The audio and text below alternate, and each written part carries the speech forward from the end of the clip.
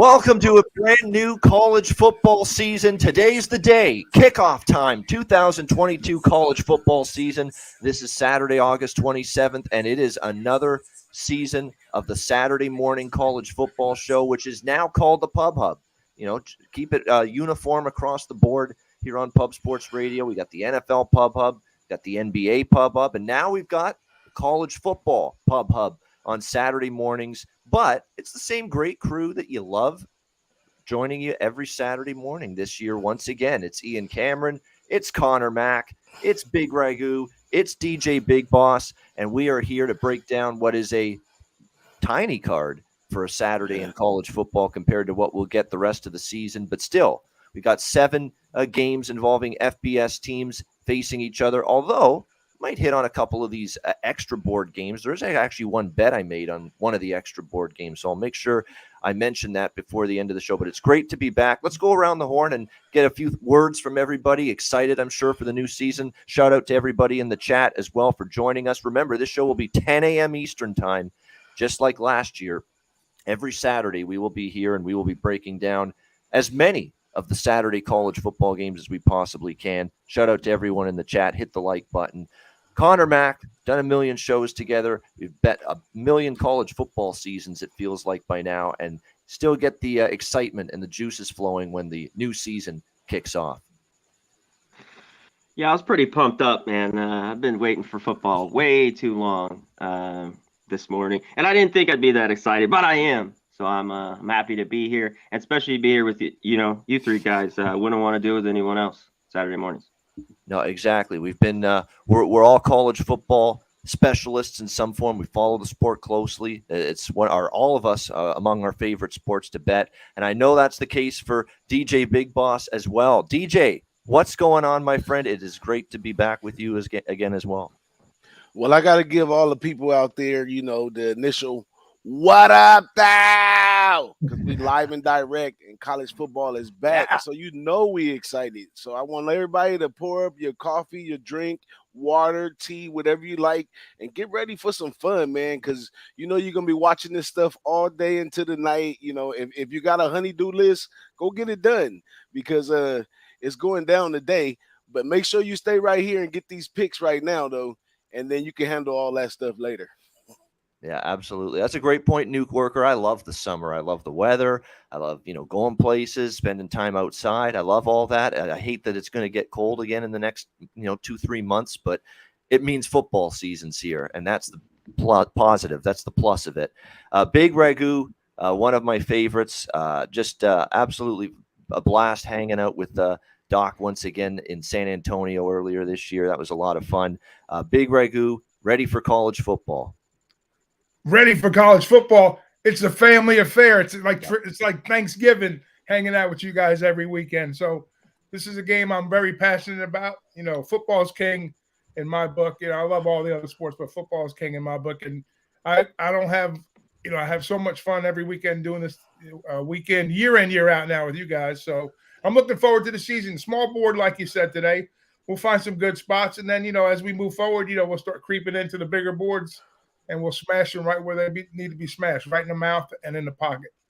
Exactly. And that's the great thing about week 0 today and week 1 next week as well. When we get into every other team starting up, is that there's really, if you do some homework and really look into things in the off season with a lot of these teams, you're going to put yourself in a pretty good spot, early in the season to profit. So that's what we're hoping for. We're hoping the work in the classroom, if you will, pays dividends here in the first couple weeks of the season. No question about that. But again, thanks to everyone for joining us already. This is only our first show, and it's not even it's a drop in the bucket, in terms of the number of games today compared to next Saturday. And we've still got people rolling in here, 54 plus strong early. So we appreciate it. So hit the like button and let's get this started. And we will start with a trip overseas across the pond to Ireland, where we've got the Nebraska Cornhuskers taking on the Northwestern Wildcats in a neutral field game and a Big Ten conference game to get the season started, which you don't see every year, that's for sure. And we have seen really a crazy amount of line movement in both directions. Early on, Nebraska was getting all the money. This opened as low as about minus 10 on Nebraska at one point. It got all the way up to 13 and a half with Nebraska as home favorite or as favorites. It's obviously in Ireland. I think it got as high as 14 in a couple books. And then as soon as it hit 14, those 14s lasted like 5 minutes and slam. Northwestern was hit pretty hard, and it's back all the way down now to about 12. Actually, 11 is what I'm seeing now as the consensus number. Nebraska here, minus 11. The total, same thing, 54.5, went all the way down to 49.5. And we've seen a significant push up in the total since then over the last 24 hours. 49.5, all the way back up to 52, even 52.5 now with the total for this Northwestern Nebraska game. So the line movement's been up and down, side and total here in this game. And the line movement can be do whatever the hell it wants, because from a betting standpoint for me in this game, this is a clear pass for me. I mean, there's not a lot of games that I have not gotten involved in. And I know this is the first game. It kicks off at 12:30 p.m. Eastern time. It's on Fox, national television. Gus and Joel Klatt, of course, will call the game from Ireland. Everyone wants to bet it. But, I mean, to me, this is a tricky game. Let me start with Nebraska. There, to me, is a huge talent gap with these two teams on paper. There's no question. I mean, Nebraska has got a huge edge in that regard. They should be much improved at the quarterback spot. To me, it's a case of addition by subtraction, that you get rid of Adrian Martinez, who is a turnover machine. Ball security was always a huge problem with him. And you bring in an established, pretty solid starting quarterback in Casey Thompson, transferring over from Texas, who did a pretty solid job there last year. It should be a huge upgrade at quarterback. At least on paper, it's got the potential to. And he actually fits the new offense as well, and that's worth talking about. Mark Whipple, a very respected offensive coordinator.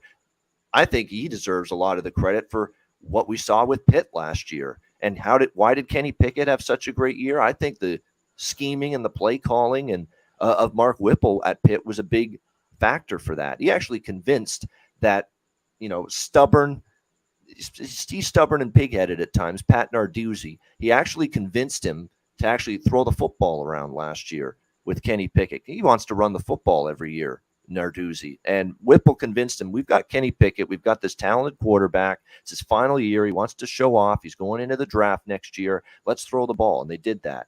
And I think you're going to see that kind of thought process here with Nebraska. So the people betting over are probably thinking that they're going to throw, it's going to be more of a pass-heavy offense with Mark Whipple calling the plays here at Nebraska. And they've got a quarterback that's apt enough in Casey Thompson to be able to execute. They've got a solid run game. The O-line's good.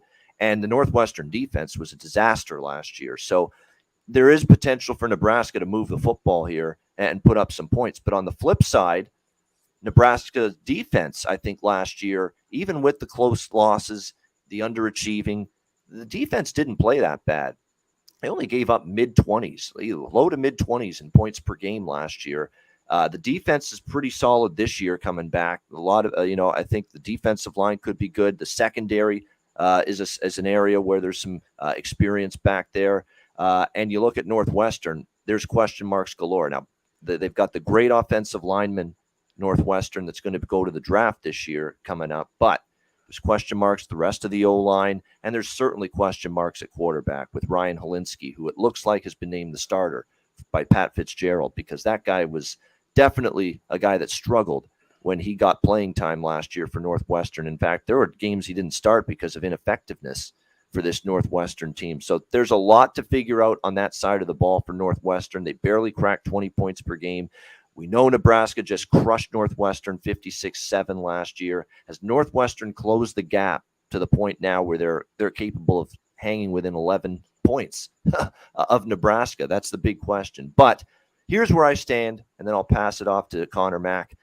I can't lay 11 with Nebraska. This is a show-me business, in my opinion. When you've sucked and you've underachieved and you've had the talent to be good the last few years, and Scott Frost's been the coach to bring this team up to prominence, and you haven't done it, why the hell should I trust you in week 0 laying 11 points? Why?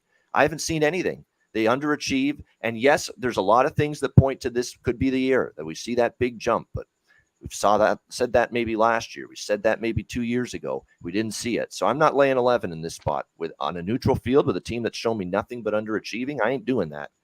But I can't take Northwestern either. I worry that they're undermanned. I worry that they're outmatched in this game. And conceptually, I like the idea of taking Pat Fitzgerald, double-digit underdog. That's usually a decent bet most years, but I just worry about the talent level with this Northwestern team today compared to Nebraska. So it's a pass for me, side and total. Conor Mac, what do you think here?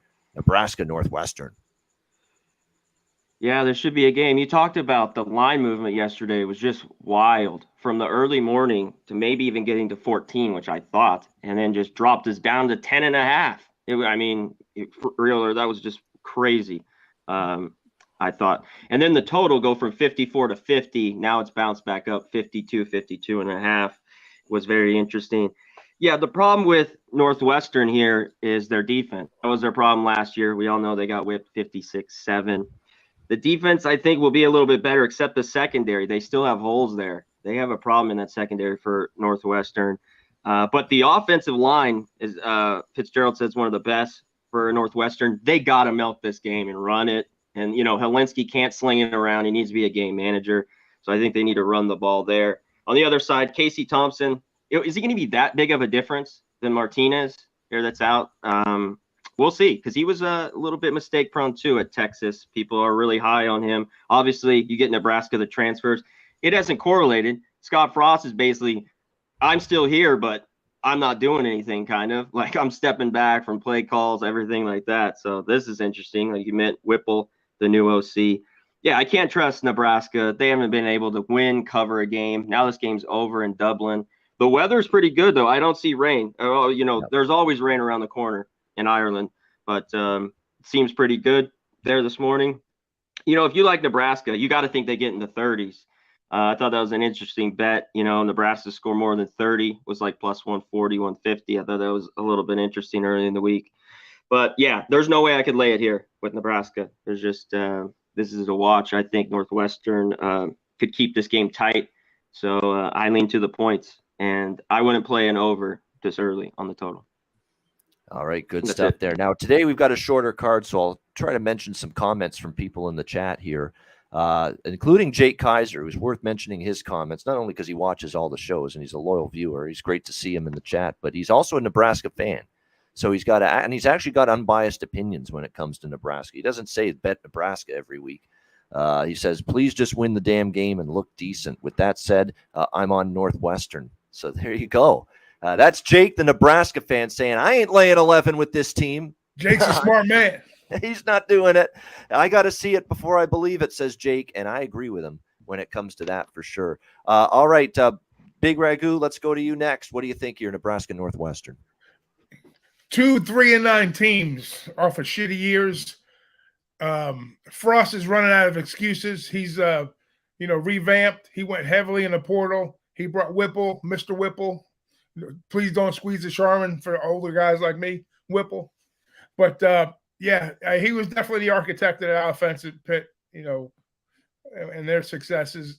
I have question marks with Casey Thompson's athletic. He might fill the role here, but there's a lot of moving pieces on this Nebraska team. And, like you said, you're going to have to show me in a way that's convincing. Right out of the gate, it's going to probably be a fun game.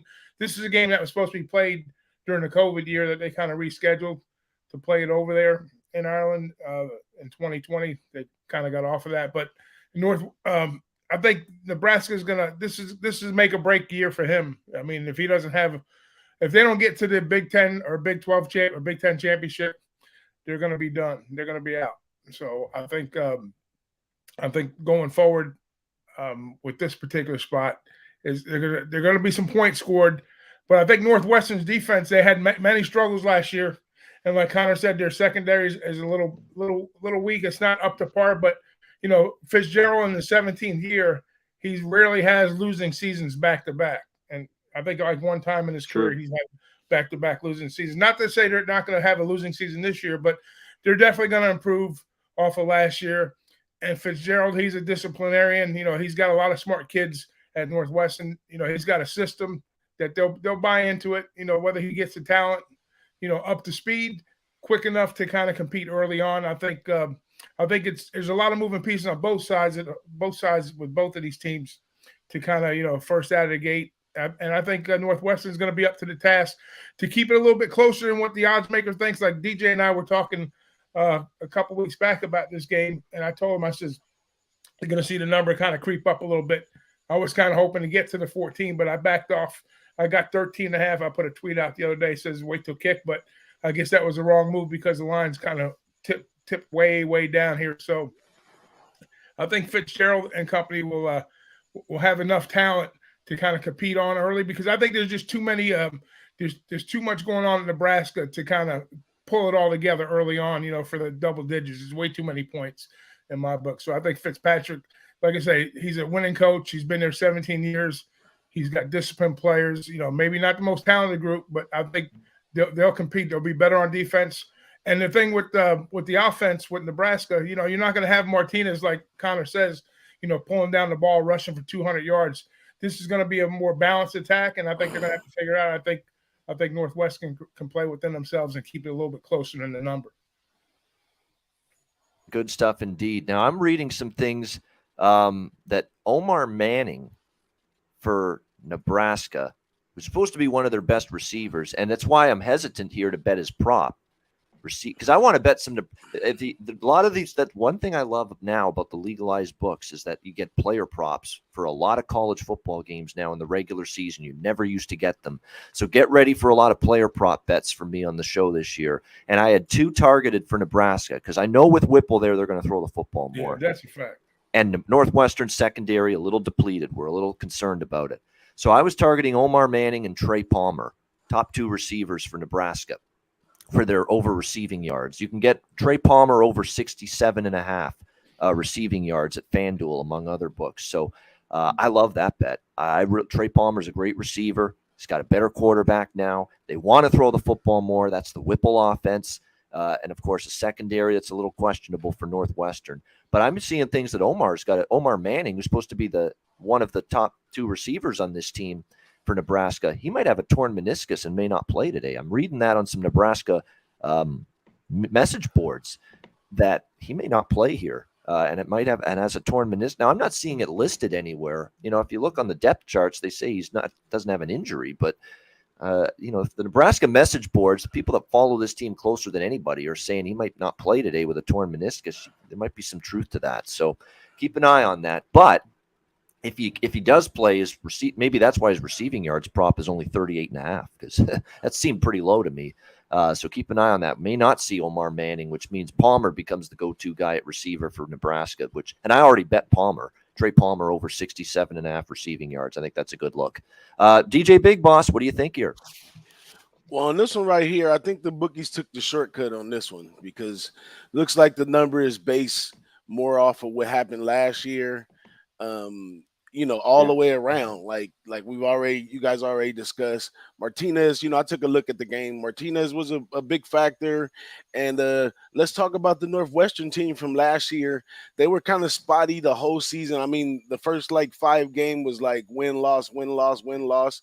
Because even after they got beat that bad by Nebraska, they turned around and they beat the Rutgers.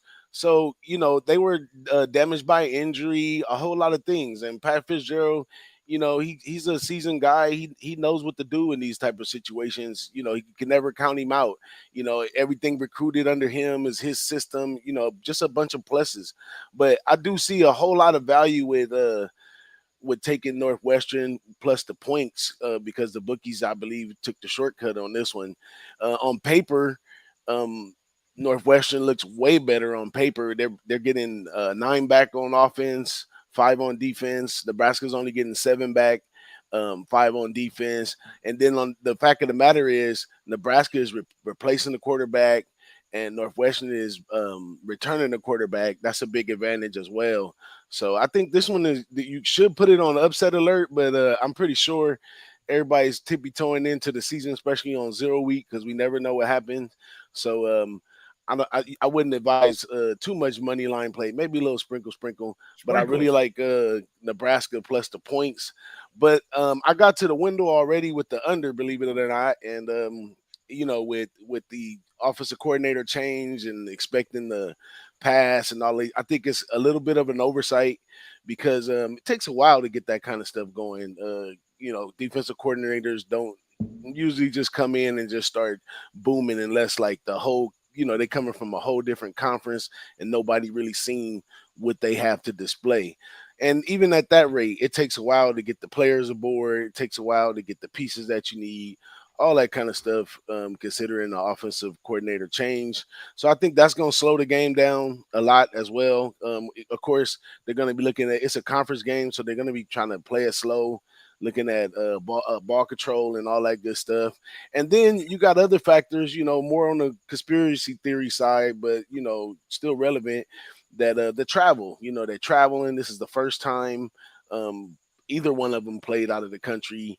No one knows what to expect. College football is preparation. And if these coaches, imagine if you had to take care of 50 kids out of the state, between the ages of 18 and 25. Think about that for a little while and figure out what these guys really have at hand. So Fitzgerald, he's a seasoned vet. Preparation, he knows what to do. So I think he can keep his in line a little better. And I think that that slows the game down a lot. You got the time zone difference. That slows the game down a lot. You got the flight itself. Those maybe a good 7-8 hours, depending on where they left from, to get over there. So, you got jet lag, another country experience, just a whole lot of factors that don't lead up to a whole lot of points, because even in the NFL, a lot of those games that's played, in other countries, they go under because, of all the dynamics. So I'm leaning hard on the under, and I got to the window with the under on that one. And another reason before I go about the bookies taking the shortcut, because in history, all time, Northwestern is 6-9 against Nebraska, and ATS, they're 7-5. They're not that much of a dog. This number should have been, even if they were going to side on the fact that Nebraska, this number should have been like 8 or 9 or something like that. But, 12s and 13s and all that is ridiculous in this situation. I think the bookies, they baiting us in right here. So get your money. There you go. He says, no way I like with my that money under. as well. I'll just say that. Yeah. On the total. Yeah. Well, if you like the under, you're getting a good number right now because you're getting 52 and a half. I mean, this was diving into the 40s just a few days ago, and now it's back up to 52 and a half. The reason it's gone back up is because the weather looks good for a Saturday in Ireland, and the weather's always dicey in the UK, Scotland, Ireland, England, all those places. And it looks like the field conditions are a little bit better than they maybe are in London for the NFL games that end up getting played there. So that's definitely part of it. So Thompson last year, 24 touchdowns, 9 interceptions. It was a good touchdown to interception ratio for him there in Texas. But keep an eye on this Omar Manning issue. I mean, it sounds like he might have an injury that might keep him out. So, and that's obviously their senior receiver. But again, Trey Palmer would be the next man in line to step up his production probably. It's weird because they're going to throw the ball more in Nebraska. I definitely know that's going to be the case with Whipple, but I've not read anything that they're going to speed up the offense, that they're going to go at a faster pace or faster tempo. And keep in mind, when Scott Frost years ago was at UCF, that was one of the fastest paced offenses in the country. They would snap the ball very quickly. He's actually slowed it down the last couple of years at Nebraska. You watch that team last year, they didn't really run their offense at a very brisk pace. I mean, they were pretty deliberate. They'd take their time. They'd snap the ball with 5-10 seconds left on the game or on the play clock. So be careful with that. I mean, they're not the, very pedal to the metal pace offense that Scott Frost had at UCF. First year at Nebraska with Scott Frost, he was going pretty fast still, but he really did slow it down. Maybe it's because he didn't trust Martinez. So that's just the kind of shit that, because it's the first game of the year, new quarterback, new offense. I want to see what it looks like. If I see them playing fast today, they might. I don't know that. I don't think they will. But if they are, maybe I bet a live over. If they're playing pretty slow still, and I know Northwestern's going to be a snail. They always are on offense. They want the ball control. They want time of possession. They want to keep the Nebraska offense off the field, run the football, short to intermediate passes with Kowinski, the quarterback. So they want to play slow. So if Nebraska's not going full bore with their pace, then live under might be the way to go. So it's all things you basically grasp as you watch the first quarter. So that's kind of where I'm going with this game, is that more of a live betting game for me if I'm going to do anything with it. So that's Northwestern, Nebraska. Nice to have the first game under our belt, first of many this year here on the Pub Hub. Let's now turn to UConn and Utah State. Next up, we've got Utah State, 26-point home favorites in this game. The total right now, 59.5 across the board. Believe it or not, the last, I would say, 12 to 24 hours, we've seen a little money on UConn, the Huskies. I mean, 27 down to 26 here with this point spread. UConn, one of the worst teams in college football in the country the last few years. No question about that. It was a disaster last year, unquestionably. They are recruiting as poorly as anyone right now. And that's shocking because UConn was actually a competent program, at least for a few years, especially in the 2000s. But that ain't the case now. In comes Jim Mora Jr. to save the day. Well, at least he thinks he can. The question is, will he be able to? He's made a change at quarterback, and I think it's a change for the better. I've seen enough. I think Connor and I hit on this on Monday, on the hitting the books. I've seen enough of Steven Krajewski, all right? Terrible and not consistent. I totally agree with not giving him another chance to be the starting quarterback this year. It was a battle in camp between him and the Penn State transfer, Taquan Roberson, and Taquan Roberson's won the job. Taquan Roberson will be the starting quarterback here for UConn. And as I mentioned Monday, I'll reiterate it here. Taquan Roberson was put in a brutal spot last year when he was with Penn State before he transferred to UConn. Sean Clifford got injured in the game between Penn State and Iowa in Iowa City. I remember that game. And Taquan Roberson has to come into that game for an injured Sean Clifford. And all he's got to do with his team trailing at the time is come into that game against an Iowa defense that was insanely good last year. That's why they won all the games they did, Iowa. It wasn't the offense, it was the defense. Ball hawking secondary, dominant defensive line, and they chewed up and spit out Taquan Roberson in the second half of that game. I remember it. Penn State couldn't do anything offensively. And I don't know if that's an indictment on Taquan Roberson. I think that's just he was in a bad place, bad spot at the wrong time, in that game. Against a dominant Iowa defense. But so we did see a little of him last year at Penn State when Sean Clifford was out for that game. And it was ugly. But now he's with UConn. He's going to have a step down in competition. I actually think it's a good quarterback decision by Mora because the guy's got athleticism, dual threat, is capable of running. His accuracy at times still needs improvement, like with a lot of these quarterbacks. We're going to talk about Mike Wright for Vanderbilt later. He's same thing with him. He's very athletic, can run. He's got to improve with his accuracy throwing the football. So we'll see if that can happen here for Taquan Roberson. The skill position talent is still pretty weak. That's the problem. Offensively, it was just absolutely dormant for the UConn Huskies last year. Is that suddenly going to change going into this year? That remains to be seen. That's a big question mark because when I look at this team, I look at it and I say, where are the playmakers? Where are the game breakers on the offensive side of the football for the UConn Huskies this year? That's where I get my concern here going into this season and going into this game. Because, look, you're facing a Utah State team on the other side. What is their strength? Offense, with Logan Bonner at quarterback, good offensive line, explosive offense, big plays. You've got to be able to move the football, sustain drives here if you're UConn, if you're going to hang in within 4 touchdowns in this game. So that's going to be the big question mark. Will they be able to? The big question. I like a lot about Utah State. We know this team last year. What a great coaching job it was by Blake Anderson, because really he inherited a mess. The other guy, Gary Anderson, left the program in shambles, Utah State, when his tenure ended. And Blake Anderson, in 1 year, 1 season, flips them into a Mountain West champion. Stunning turnaround for the Utah State program. And I was on Utah State a lot last year. If you watched the shows last year with us and on the Saturday morning shows, I was backing Utah State a lot. They made me a lot of money last year, but now everybody knows they're good, saw them win the conference last year, and could they be a little bit overvalued now this year? They're still going to be able to move the ball on offense. They still have some questions on the defensive side of the football, though, but it may not matter here because UConn is starting over, a brand new quarterback who could be talented in time, but is he going to be good right away?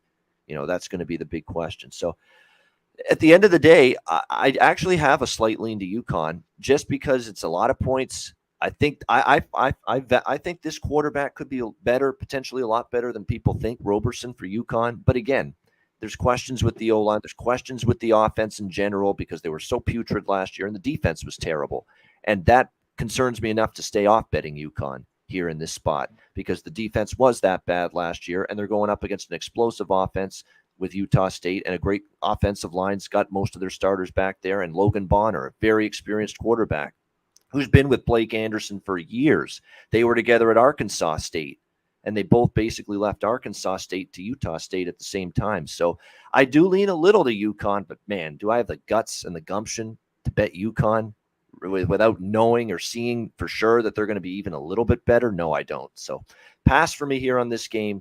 Let's start with DJ for this one. What do you think? You're the Mountain West guy. That's why I wanted to come to you first. You know a lot about this Utah State team. What do you think here as they get their season going hosting the UConn Huskies?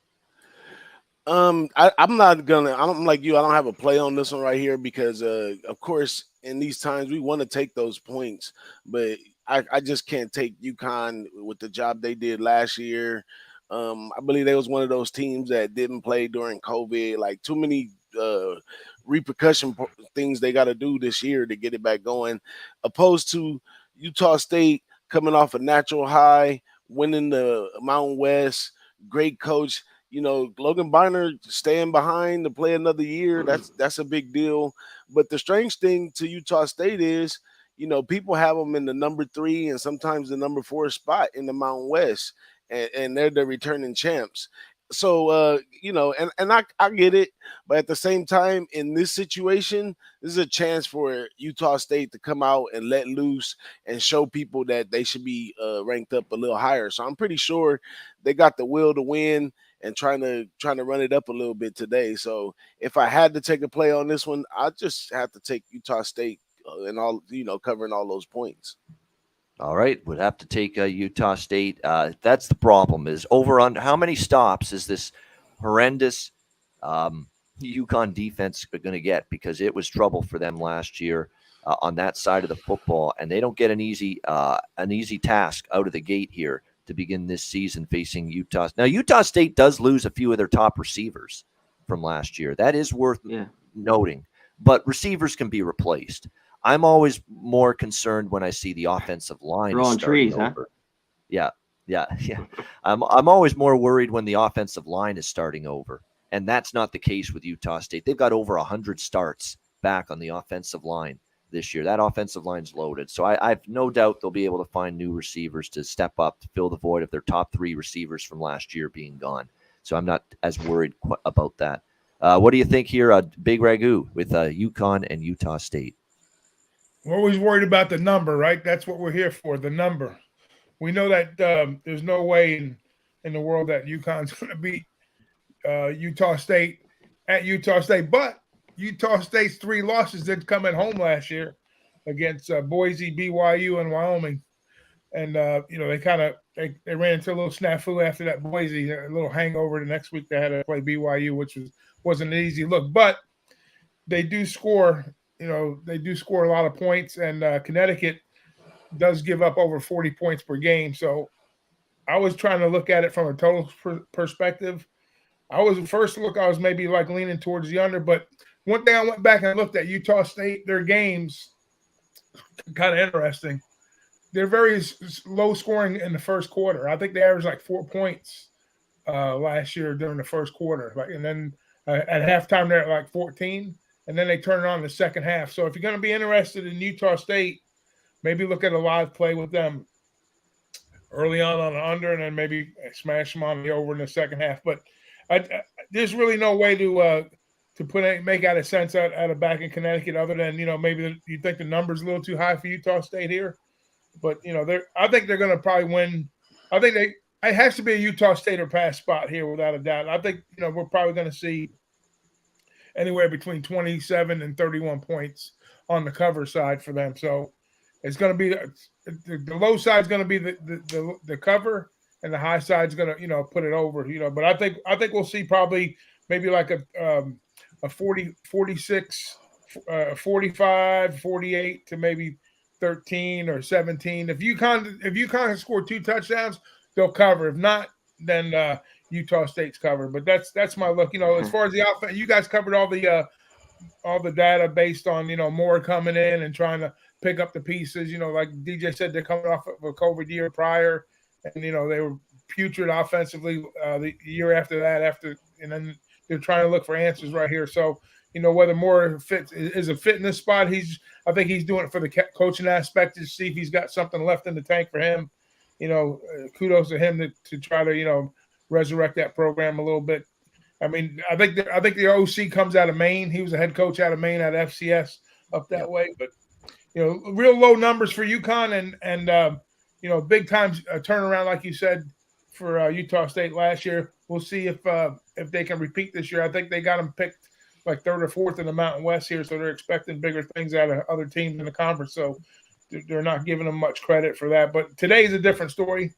I think Utah State will score, but I look for them to start out slow and turn it on late. Yeah, there's two schools of thought here with Utah State. First, there's some people that'll say, okay, well, you play Alabama next week, and that is Utah State's next game against Alabama. If you're up big here, do you call off the dogs here and you just melt the clock and run the football and just try to get the game over with? Or do you figure, what the fuck? I mean, we're a 35, 36-point underdog against Alabama next week anyway. We have no shot of beating them. Why don't we just throttle this team today and just keep the pedal down for the whole game? It's not like we're going into Tuscaloosa and winning next week. So it's two schools of thought. They could let off the gas pedal in the fourth quarter, or they could say, you know what, we got no shot in hell next week anyway. Why don't we just keep drilling these guys and punch in an extra touchdown or two late in the game? So it depends on which way you're thinking there. But I will say this about UConn too. This is the concern, right? Roster quality. And I have a good roster ranking system here where I've been able to get a website does a very good job that I use of ranking the rosters of all 131 teams in FBS college football. And they compile the roster quality rankings based on three factors: returning production, so overall returning production, recruiting rankings, how well have you recruited, and how well did you grade the transfer portal? How quality were the transfers that you brought in via the transfer? So transfer portal acquisitions, recruiting rankings, and returning production. Those are the three factors that go into these roster quality rankings. Entering the season, UConn is ranked 127 out of 131 in terms of roster quality. That's not good. That's not good. There's only 1, 2, 3, 4 teams worse than them in college football entering this season, UConn. So that is definitely a concern when you combine returning production, recruiting rankings, the quality that they brought in the transfer portal. UConn is ranked 127 out of 131 in terms of roster quality entering the new season. By the way, I wanted to mention them as well for Northwestern and Nebraska, but I wasn't able to get around to it. Nebraska is actually ranked 30th, believe it or not, in the country. 30th with their roster in terms of those three factors combined: returning production, recruiting rankings, and transfer portal signings. So that's what we're looking at with Nebraska. As far as Northwestern is concerned, we'll find them in just a sec here. Northwestern, they are, let me see here. I had it on the screen for a sec here. Northwestern, where are we here? Okay, hold on. Northwestern is 73rd. So just like I said, there is a talent gap, but doesn't mean Northwestern ain't going to cover. It's just 30th for Nebraska, 73rd for Northwestern with that roster quality ranking. All right, Conor Mac, what do you think here with UConn and Utah State? I'll be quick. I think we've hit this game a ton here. I think Utah State takes it to them early. You talked about I was going to get to that game next week in Alabama. That's massive for the program. You mentioned this UConn team was horrible defensively, 115 last year, and that might be good. I don't know what Jim Mora Jr. is even doing, why he took this job. Good luck to him. It's going to take a long time, and I just don't think it starts now. It's just, will they run up the score? I think they'll be able to score at will. It's just, will they cover this number? Like Ragoo said, can UConn get a couple touchdowns? Can they send 2 or 3? Get 14, 20 points. Maybe that gets them a cover, because even if they score 45, 50, it'll get close. So I got nothing on it. but I think Utah State takes care of business early. All right, so Utah State first half potentially would be a look here for Connor. And by the way, that would be minus 16.5 right now, the number with Utah State in the first half here in this game. All right, this is another 4 p.m. Eastern kickoff. The next game on our slate here, Wyoming Cowboys, Illinois Fighting Illini. And what a line move we've seen here. Illinois was 9-10. Actually, 9-point home favorites is when this thing opened in the spring, and they're up to 14 now. 2 touchdown favorites here, 42.5 the total. And I'm happy to report I did bet this. Finally, we have a play from one of these games here on the card. And I got a good early number with Illinois. I didn't even get 9. I got 10, and it's gone up since then. To me, this is a in-the-trenches mismatch on paper. I mean, Wyoming has got some serious issues on the offensive line, on the defensive line in this game. You've got issues at quarterback because both Sean Chambers and Levi Williams, both of those quarterbacks that played games for you last year, started games for you last year, are gone. And now you've got Andrew Peasley at Utah State, who have obviously lost his status there when Logan Bonner arrived on the scene. It's basically spare parts from Utah State now starting at quarterback here for Wyoming with Peasley. So that's going to be interesting to see how it goes for them there on the offensive side of the football. But the biggest worry that I have for Wyoming coming into this game and into this season is the returning production or lack thereof. I mean, it is decimated in terms of who they bring back this year, Wyoming. In terms of returning production, 129 returning production in the country on offense.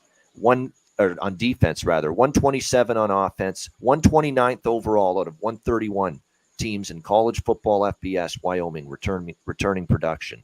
That is troublesome. That is definitely worrisome.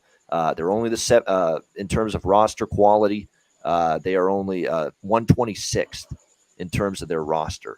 And that's really bad because Wyoming's actually had some bit higher ranked seasons with the roster. They're 126th in roster quality coming into the year. So that's an issue. That's a concern for me. And another concern is if you actually measure up the Illinois offensive line versus the Wyoming defensive line going into this game, there's a huge size advantage for Illinois.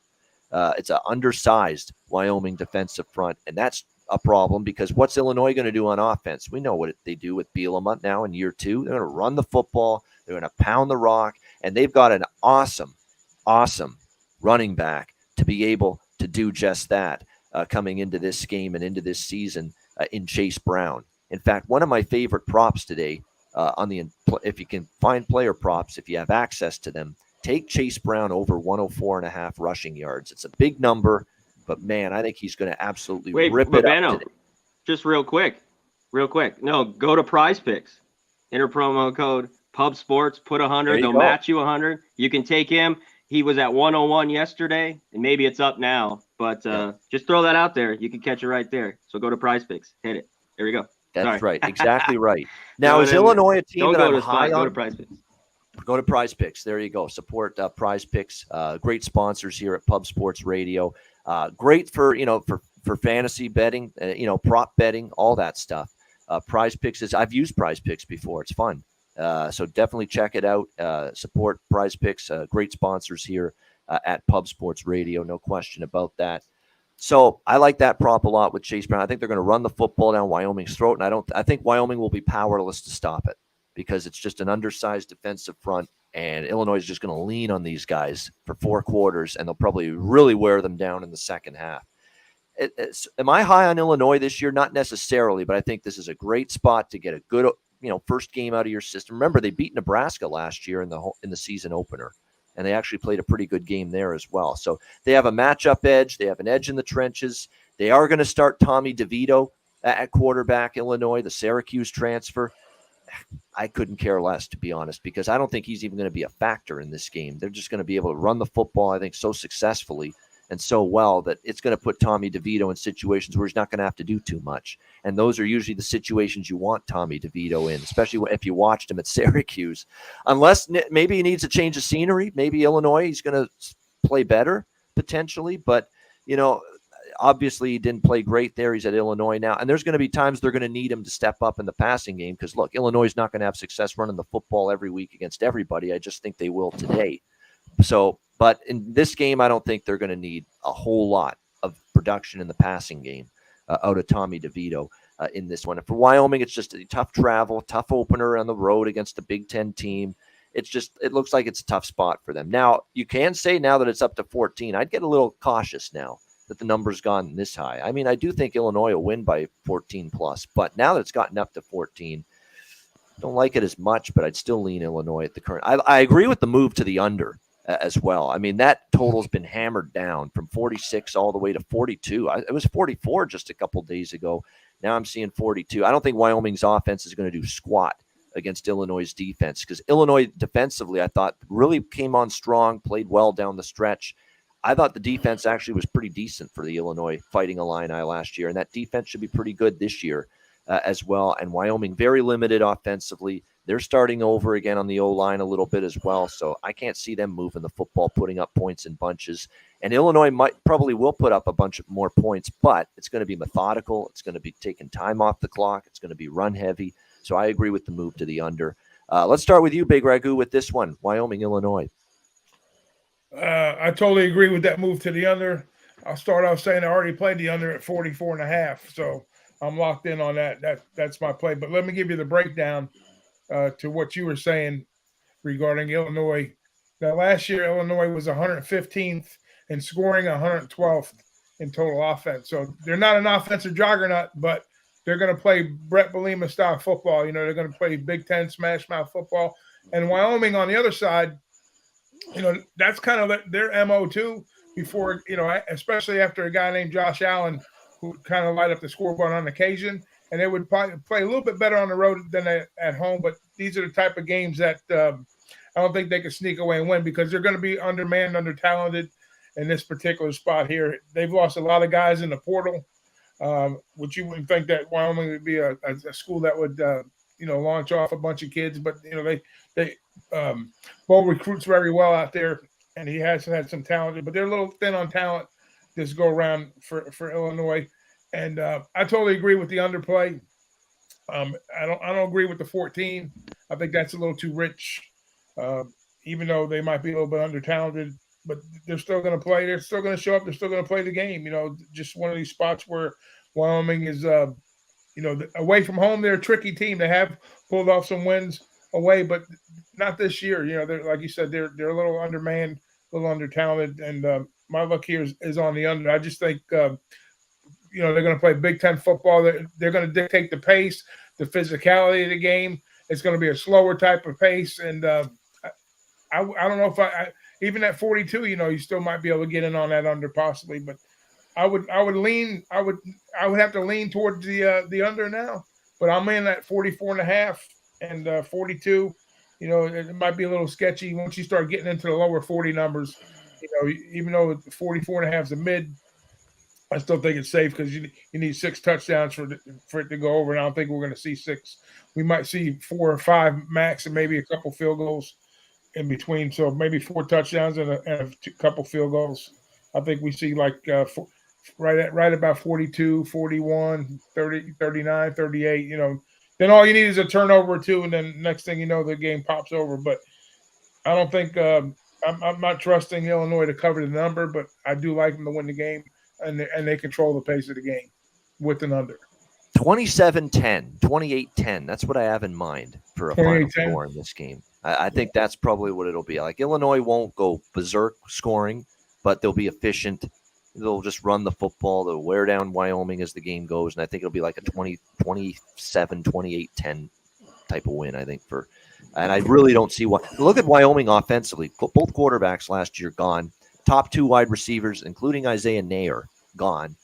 Xavier Valade, who is a really good running back, actually, that in that program the last couple of years, gone as well.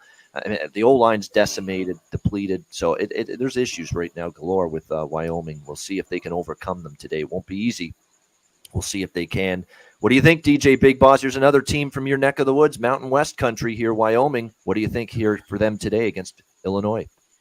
Well, I got to the window with it early like you did and got the 10 with Illinois.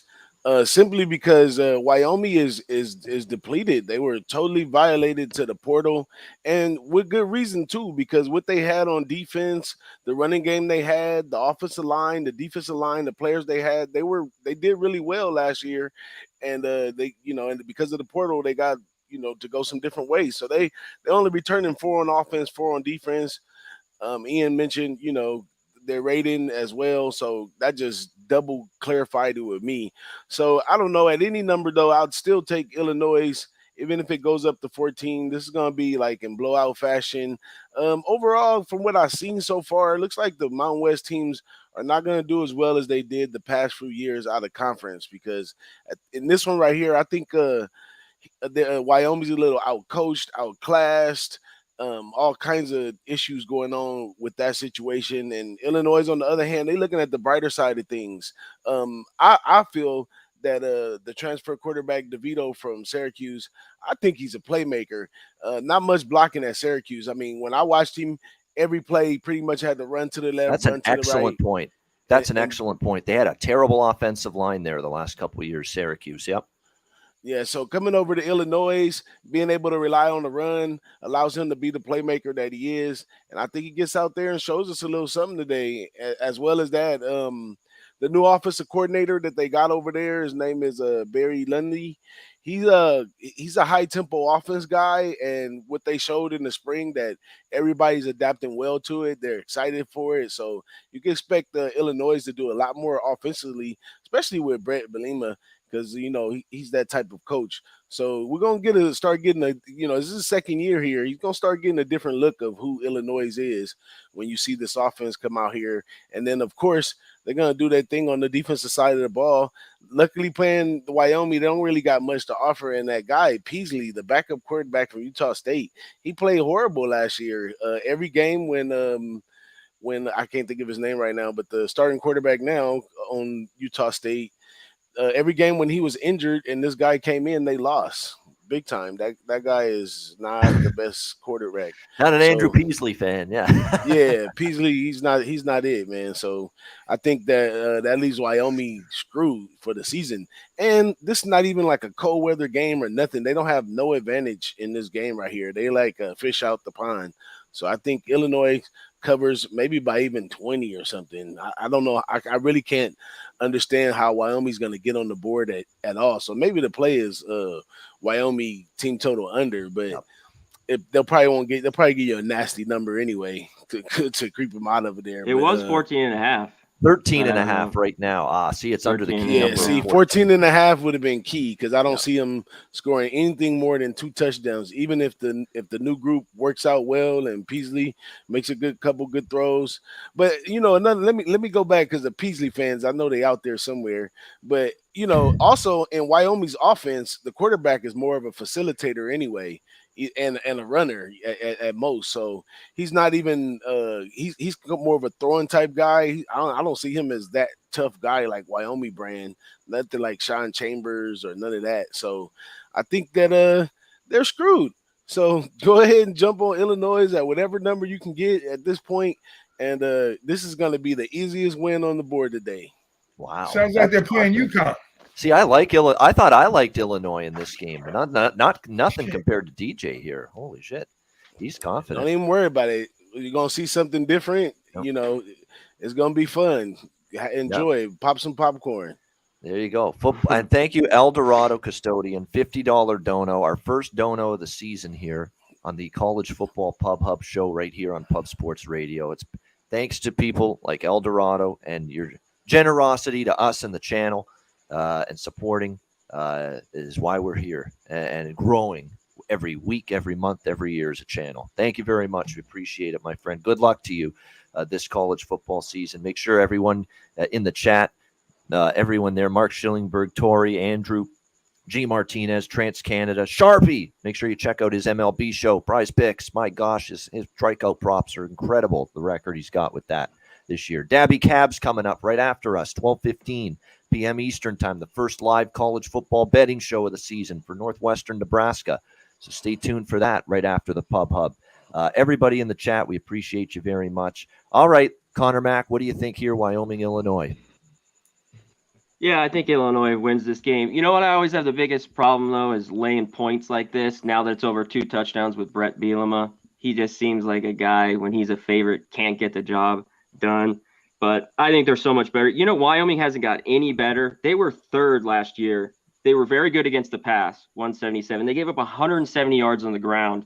And I think Illinois will just do what they want and run all over them. They're not going to throw a lot. So I just 14. Now it's at 2 touchdowns. I didn't get in, at 10 at that number. So I think it's a long day for Wyoming.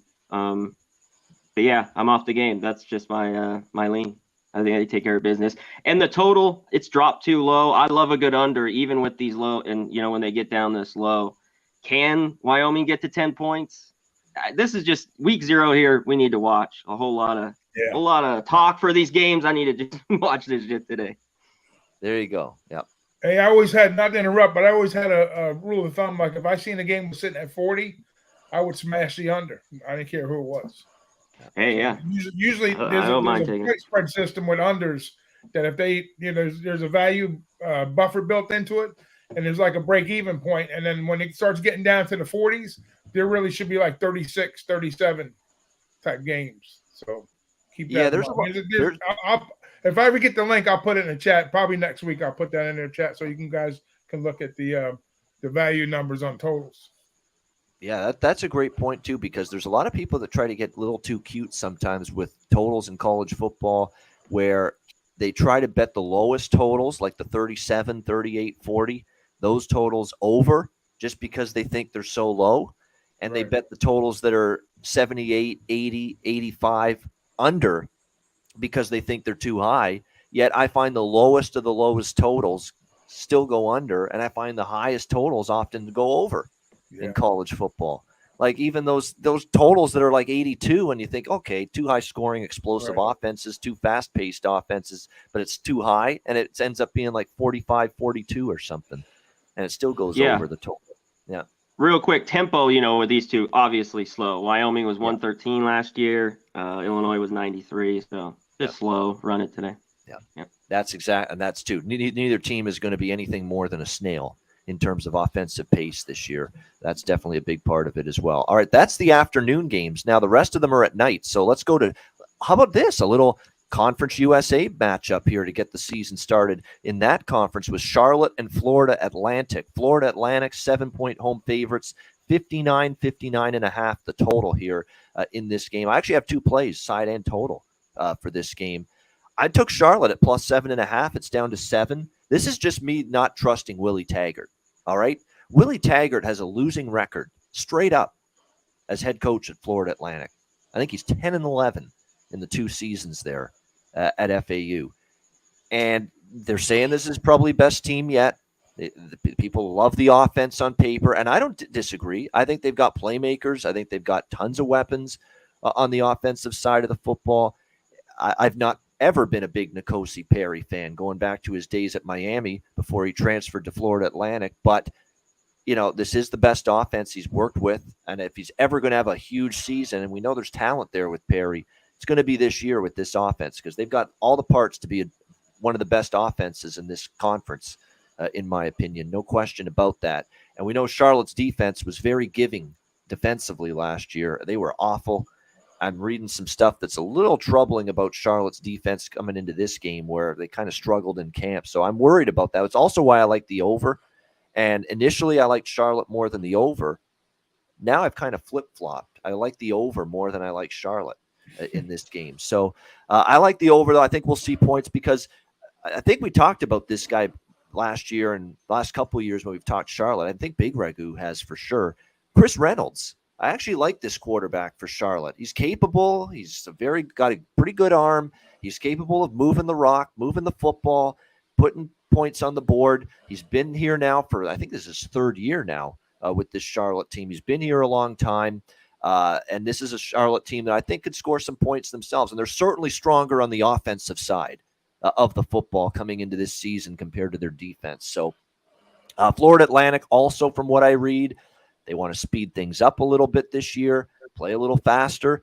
Those are things you want to take note of when you're betting totals early in the season, teams that are going to undergo significant pace and tempo changes from last year, and it looks like Florida Atlantic's going to play a little bit more up tempo. Charlotte's already a team that plays at not a very super fast tempo, but above average in terms of pace, and they throw the ball more than they run it. So that's usually good news for overs as well. So I like this game over the total. I think it'll be like a 34-31 type of game. And hopefully that is the final score, because if it is, regardless of who wins, that means Charlotte covers. So that's what I'm hoping for. But I still have to see, kind of like with Nebraska, I kind of have to see FAU step in here and play a dominant football game before I'm ready to lay a touchdown with a guy that's got a losing record as a head coach here at Florida Atlantic, and that's Willie Taggart. And we can talk all we want about Willie Taggart's shortcomings. Underachieved at Oregon, underachieved at Florida State. It didn't go well for Willie at either spot, and it's kind of been underwhelming. Like Lane Kiffin just did a great job here at Florida Atlantic. Have we seen this program progress since Lane Kiffin left for Florida Atlantic for Ole Miss? Have we seen this program progress and either stay where they were or get better under Willie Taggart? No, we have not. It's actually gone backwards. So he's got a lot to prove. I think this is his best team by far, but he's got to prove it. I'm not ready to lay 7. For that reason, I'm taking Charlotte, and I'm also going to look toward the over in this one.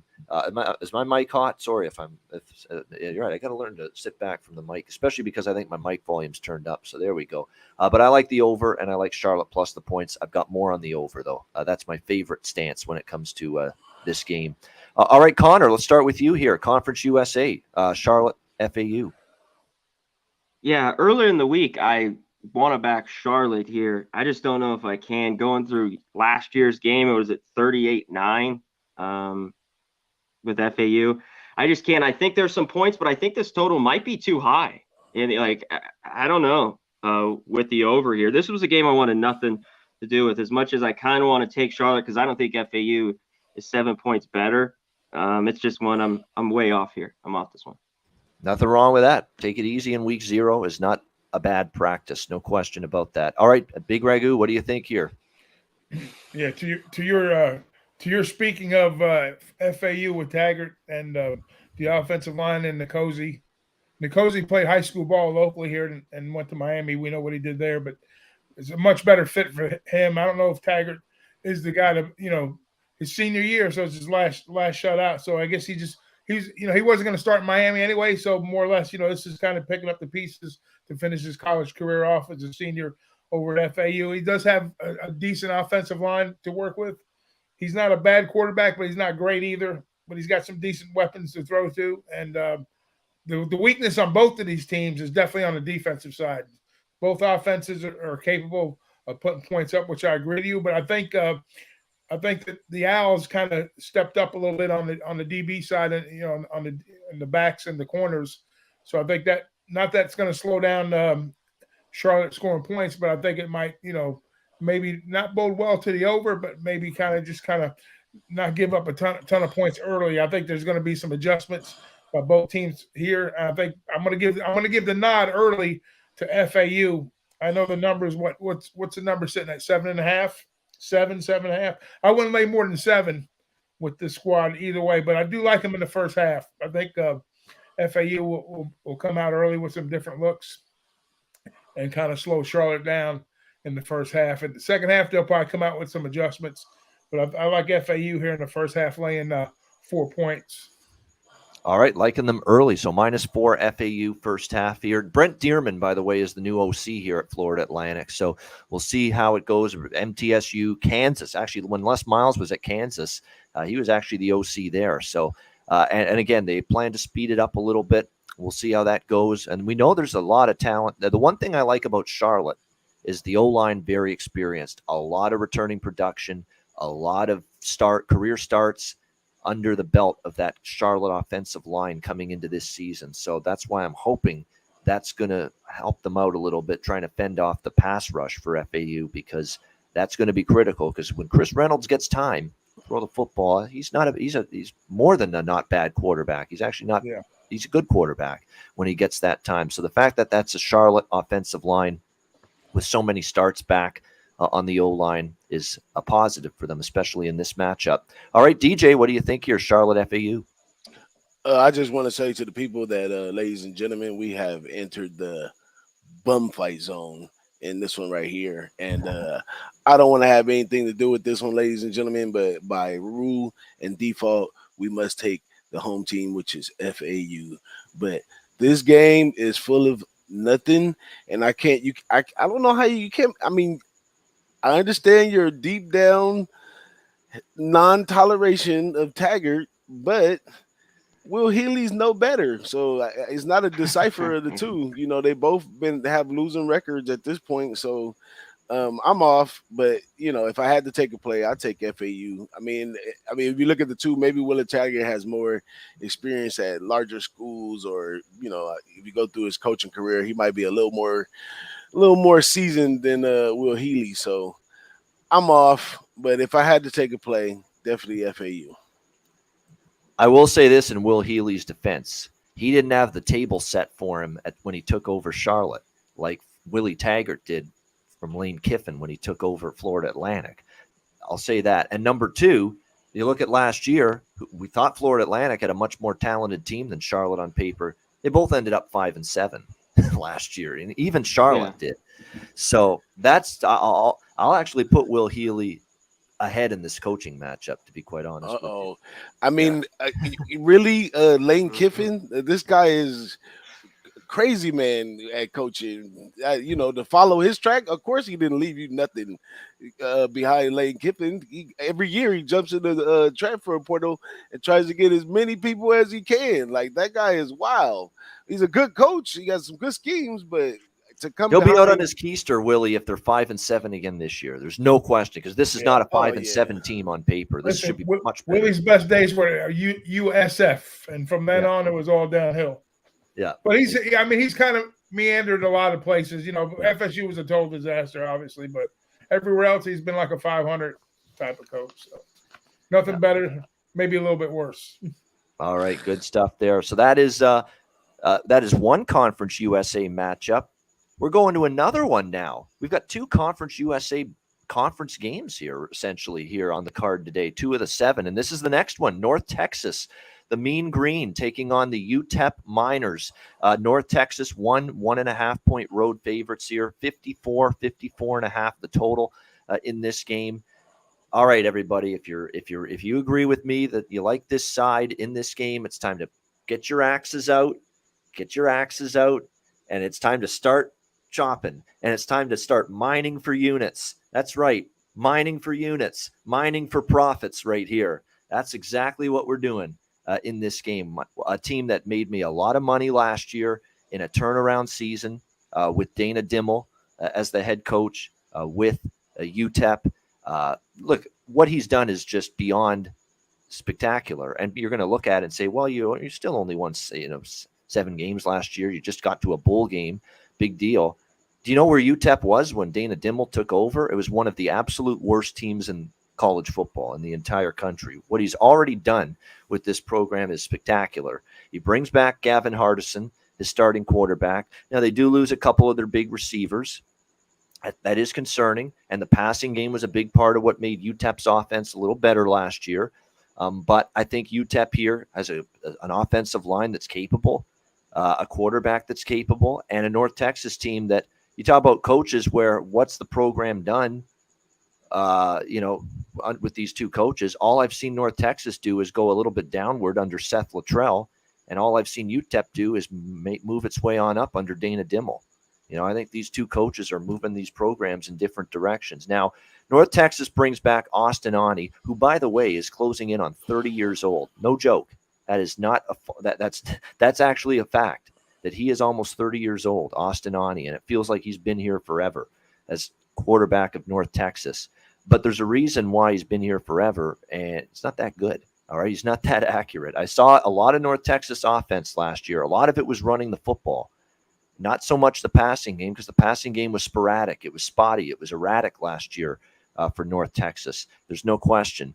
And when you look at this year, I have questions about Aune. He really has never gotten better, like huge jump in his production and his play, since he's been with this program. And then you look at it from an offensive line standpoint. Their offensive line's actually pretty good, North Texas, coming into the year. However, the UTEP strength on defense is their defensive front. A lot of their top players coming into this season, returning production, best players are along the defensive line. So I think if they take away the North Texas ground attack, which I think they've got the potential to do here with the strength of the UTEP minor defense being the front seven, you're going to put Austin Ani in a position. He's going to have to make plays throwing the ball. And I don't have faith in him doing it because he's been too inconsistent for my liking throwing the football the last couple of years. So I think matchup-wise, it sets up pretty nicely for UTEP. It's a home game in El Paso, the Sun Bowl, on a Saturday night.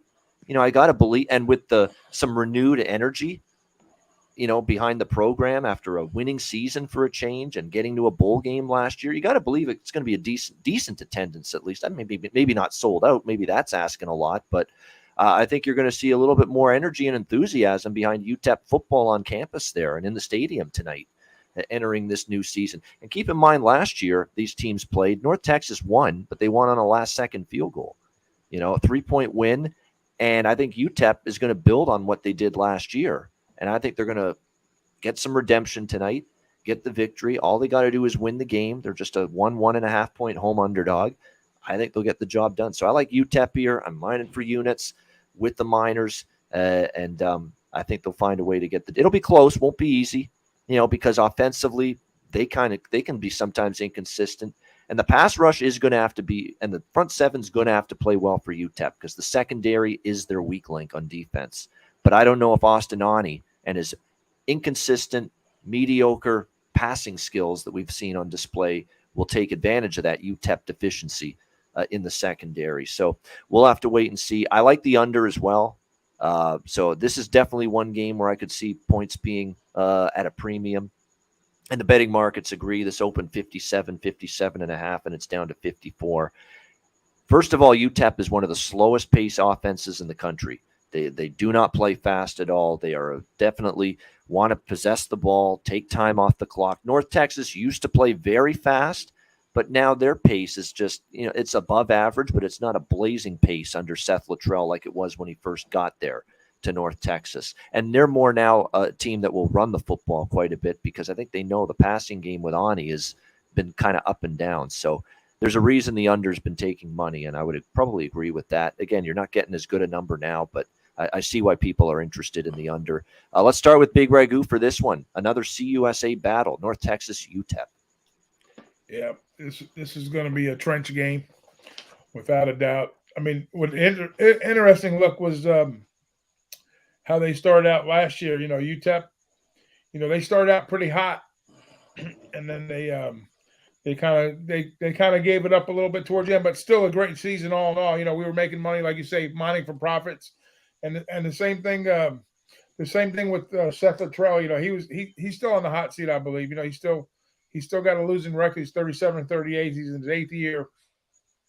They lost 6 out of their last 7 games down the stretch. So they're going to have some issues going in. And then this game, like you said last year, come down to a last-minute field goal. And I think this game kind of sets up the same way. UTEP runs about 65 plays per game. I think North Texas is a little bit above average on that. But I agree with you 100%. I think, it's going to be a grinded-out type of game.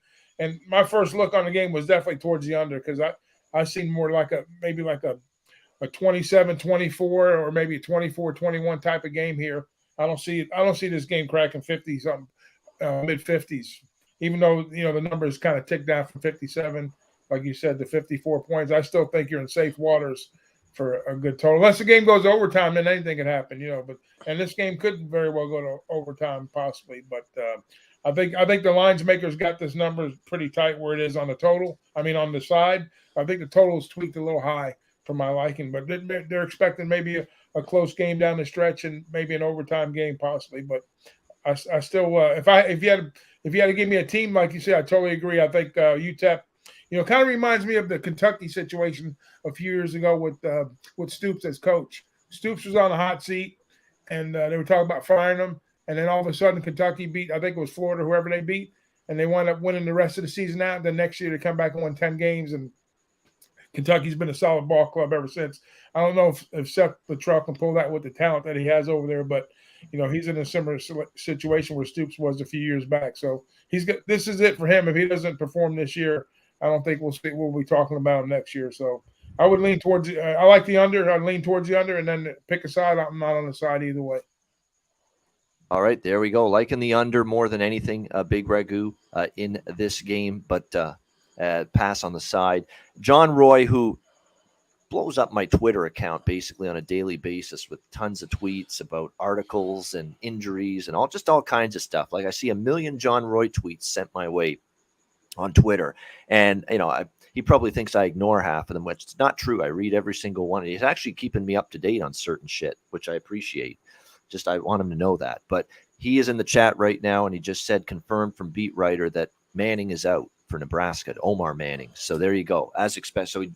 So I told you, when you see the Nebraska message boards, people there talking about torn meniscus injury for Manning, you pretty much got to think there's something to it. And it looks like that's the case. So Manning is out, which means for me now, prop-wise in that game, Trey Palmer becomes the go-to guy at receiver for Nebraska. And he now will probably get a lot more targets. He'll get a lot more looks from Casey Thompson, and an offense that, again, is probably going to throw the football a little bit more under Mark Whipple. So I like that over 67.5 receiving yards for Palmer. What's his I'm going to take a look because FanDuel's got anytime touchdown. Yeah, it's not a great price, minus 125 on Trey Palmer to get a touchdown. But, boy, he should. If Nebraska is going to score some touchdowns, you would think at least a couple anyway, 2 or 3 at least. And you'd think Trey Palmer's got a great opportunity to get one of those because, again, it's going to be more of a passing offense this year for them. So Trey Palmer props, bottom line, for Nebraska. I think that's a good way to go there.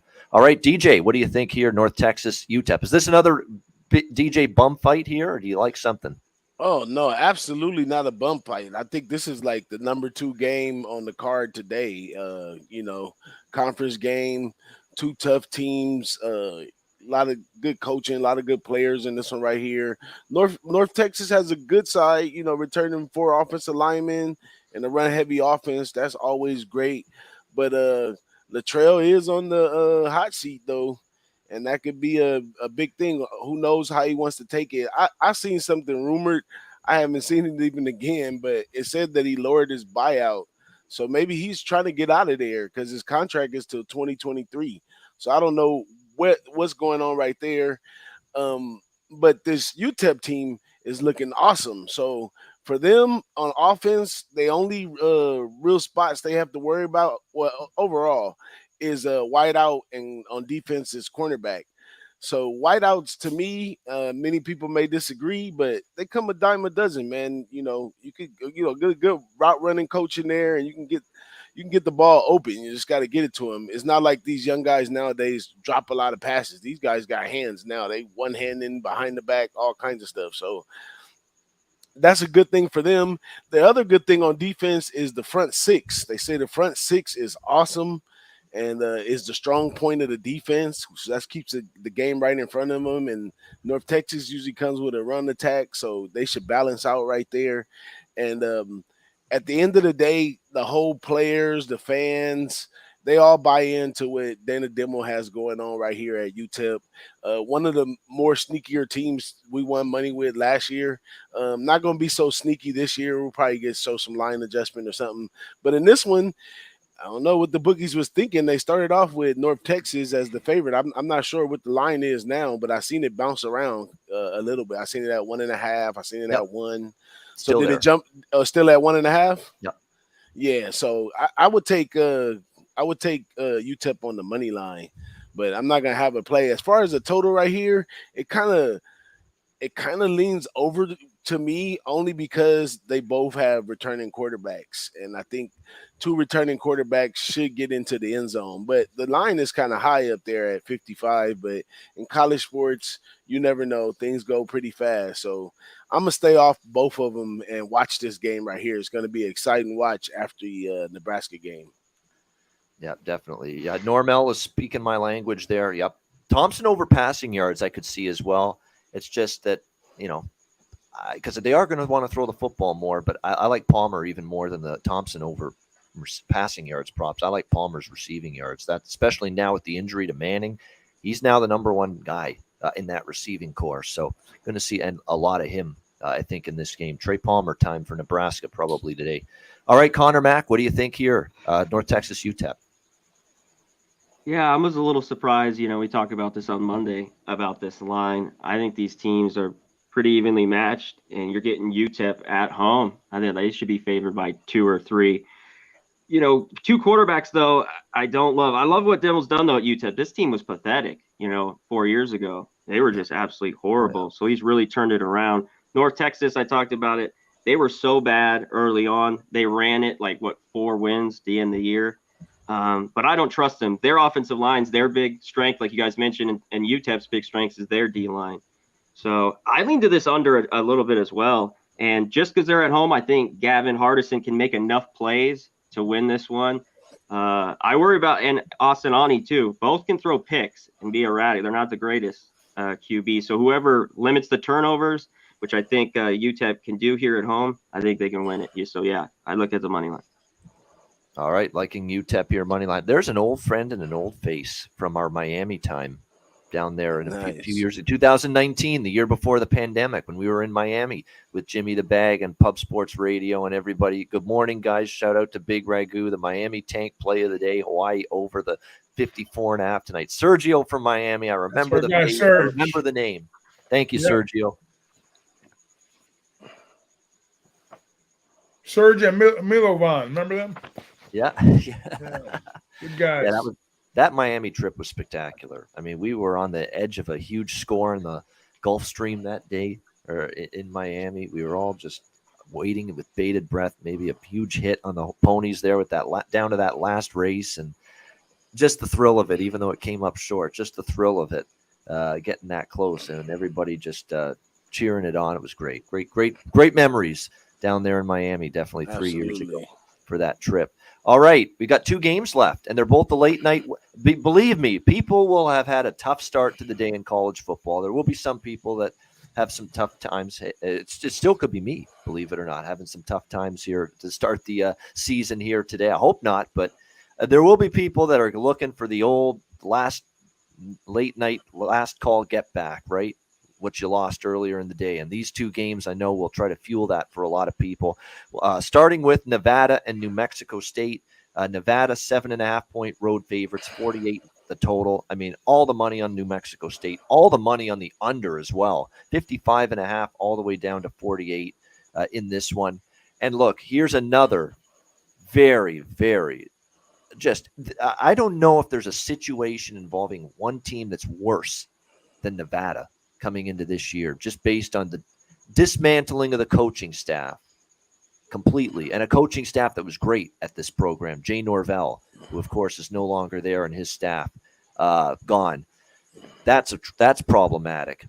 You are 130th out of 131 teams in returning production, Nevada. You've lost 131 on offense, 130 on defense. You've lost everybody that was significant on offense. Carson Strong, the best quarterback you've had since Colin Kaepernick, is gone. Romeo Dobbs, who was an outstanding receiver for Nevada, gone. Cole Turner, gone. The offensive line is just completely revamped, completely depleted from last year. They're starting over from scratch, really on both sides of the football, both sides in the trenches.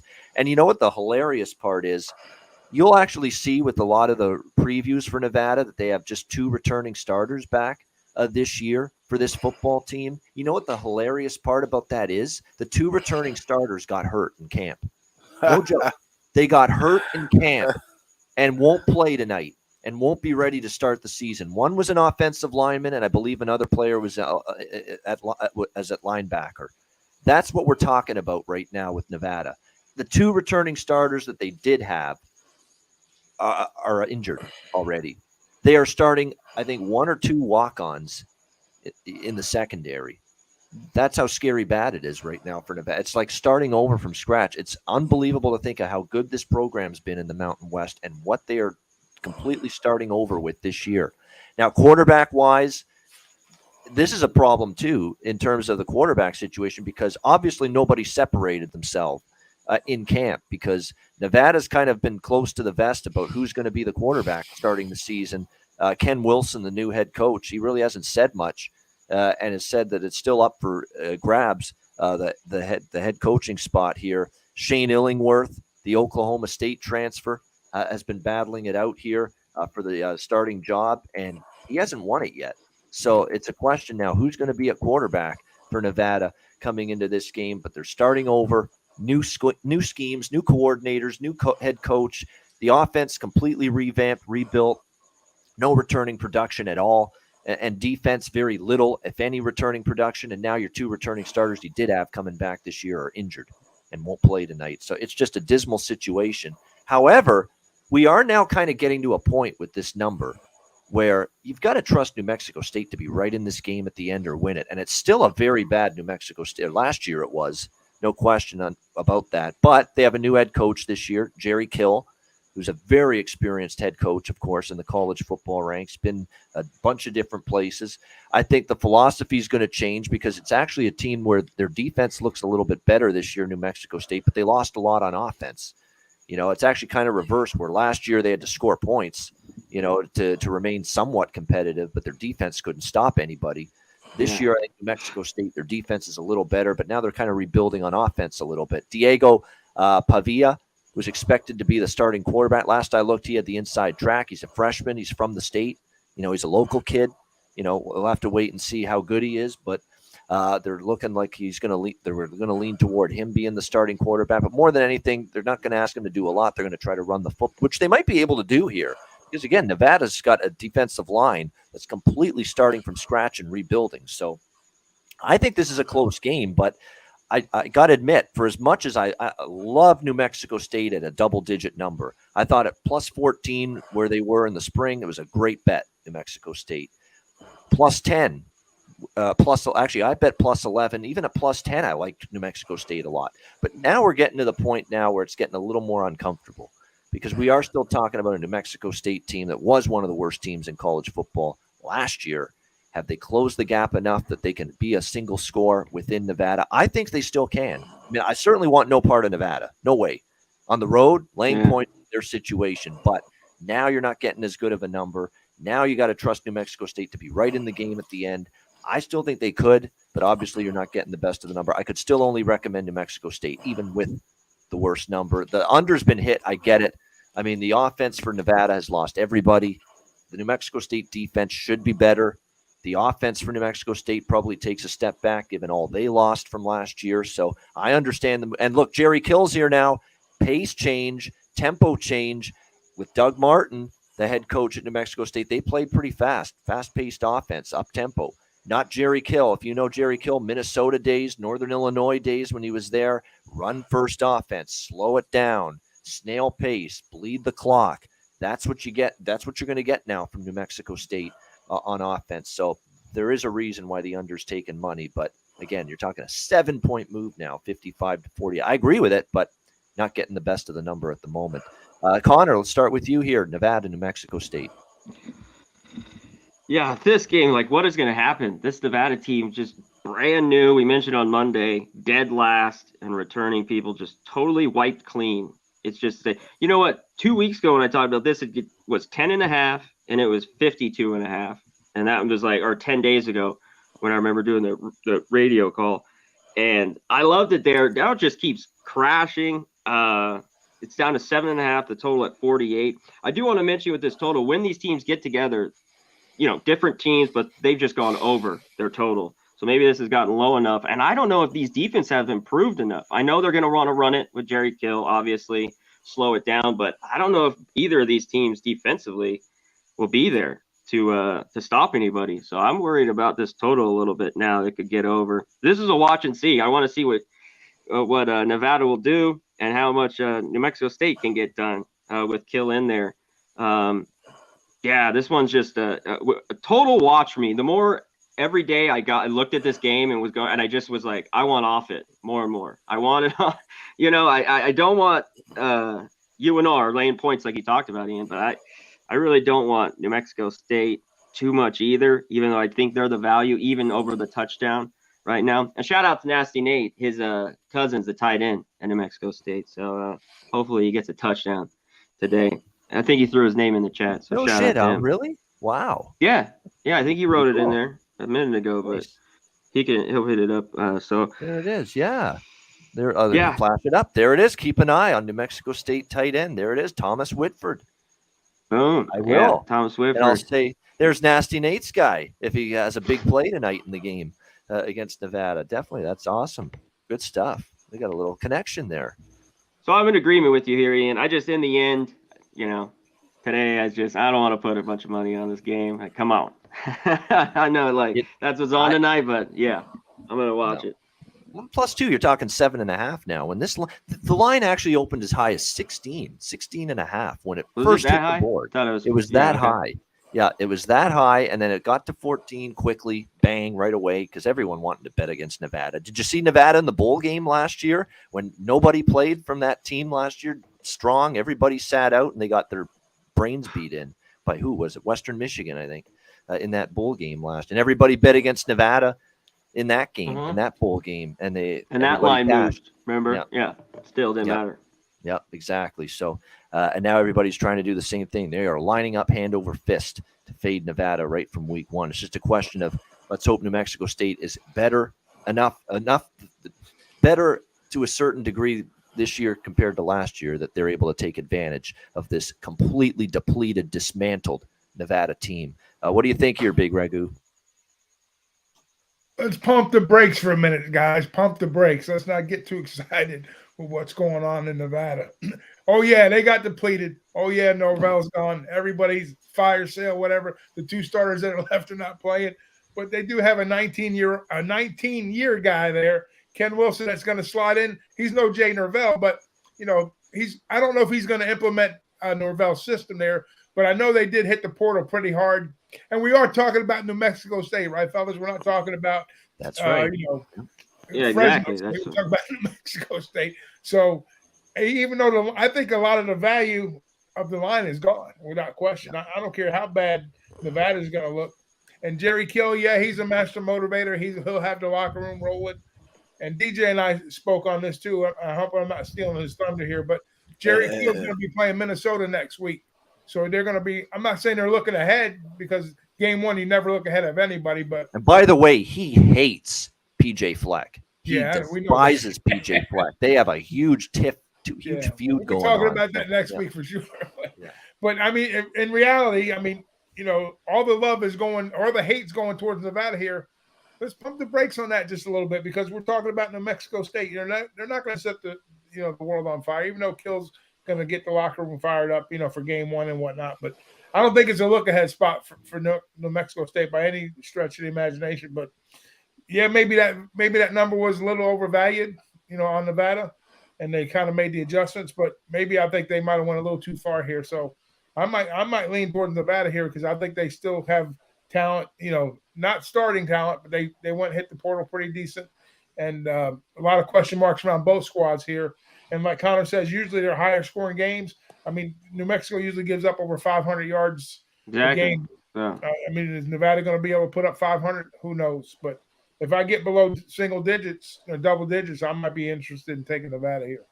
Real quick, I think Nevada wins, the game here, but they got a couple early games. But I like their win total under 4.5. I'll dare them to win 5 football games this year. This is a spot they have to win, obviously, right? Yeah. All of a sudden, if they somehow lose, I got a win total in the next one I'll talk about too. Yeah, if they somehow lose tonight, suddenly that under 4.5 wins really looks like it's in good shape for Nevada. If they don't, I think it's for sure. Yeah, yeah, definitely. I will say one thing too about this Norvell situation. I was not at all shocked that Jay Norvell left Nevada for another program. I knew that was going to happen at some point with the job he's done there. What did shock me is where he went, because it feels like it's a lateral move. I mean, he goes to Colorado State, which has been a bad program the last couple of years. To me, that's not furthering your career, in my opinion. I thought he'd go to a Power 5 school or at least an elite group of 5 school and take over there, and he goes to Colorado State. I mean, it was puzzling to me that Jay Norvell landed there. I knew he was going to get a coaching. I thought it would be an upgrade, though. I don't see Colorado State as an upgrade from coaching Nevada. I don't see that at all. It was just puzzling that that's where he landed at the end of the day. It was Connor, you got 2 shitty teams in Nevada now? Is that what you're saying? Yeah. Can UNLV actually be better? They could. And I maybe. Still a big if, though. Yeah, it is. Yeah, it's still a big hit. Are they going to beat Idaho State today? Stay tuned. I actually have an opinion on that later on. I think they do. Hey, they lost to whatever Eastern Washington. I think it was last year, right? Yeah, they're 23-point favorites. Well, I'll get to that before the end of the show. All right, DJ Big Boss. This is the card made for DJ Big Boss today because there's so many Mountain West teams in action. Here's another one: Nevada and New Mexico State. This is one that I'm gonna get to the window with this one. This might be another upset spot with New Mexico State. I mean, we haven't really heard New Mexico State doing anything positive in years, but I think that Jerry Kill might be the man over here. He's actually really motivating the players. They were talking about how much of a mess it was before. You know, they were working on the offense last year. They were able to put some points in. They averaged like 22 points a game or something like that. But they did struggle on defense big time. But they bring in Jerry Kill, who's a defensive-minded coach, and he's gonna run on the other side. He's gonna play defense. He's starting from scratch. But I think the bookies took the shortcut with this one too. You could tell with how dramatic the line movement has moved because they're not weighing the fact that both of these are first-year head coaches, first time taking head coach jobs, you know, and I don't care how long you've been a coordinator or a player coach or whatever, a head coach is something totally different. So that's a big issue on both sides of the ball. And Jay Norvell, I wasn't too keen of Nevada, even when Jay Norvell was there with Carson Strong. I mean, they played well, but I didn't find them in no real contention to win the Mountain West when Utah State can just walk up and win it like that with Blake Anderson. So I was, you know, if Jay Norvell was still here in this situation and they gave me 17 points, 14 points, I'd still take New Mexico State. New Mexico State last 10 had a great ATS when covering those spreads that they put up against them. And they played a tough schedule last year. They touched Alabama, they touched Kentucky. Those players that turned over looks like it's 2 on offense, 4 on defense.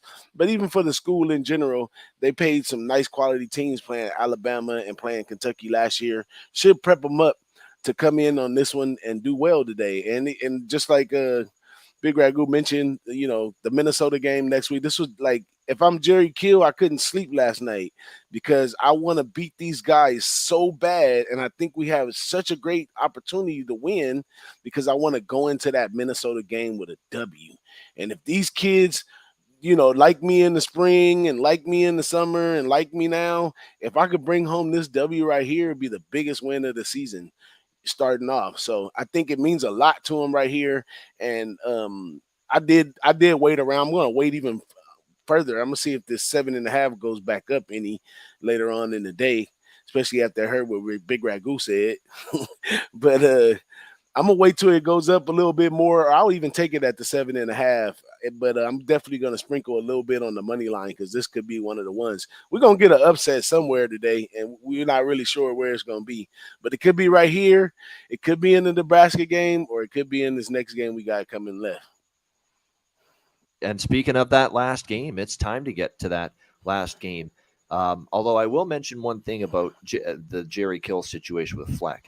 He was apparently he doesn't like the way he acts, his antics, his, you know, running out on the field with his team and running from one end zone to the other. He had a huge, just scathing, you know, criticism of Fleck just recently in an interview, Jerry Kill, and he said he didn't treat my staff right when he took over. He fired them all, got rid of them all, and treated them unceremoniously, didn't even give them a phone call, and all this really nasty stuff about PJ Fleck. But hold on now. There's one thing I got to push back about with what Kill said.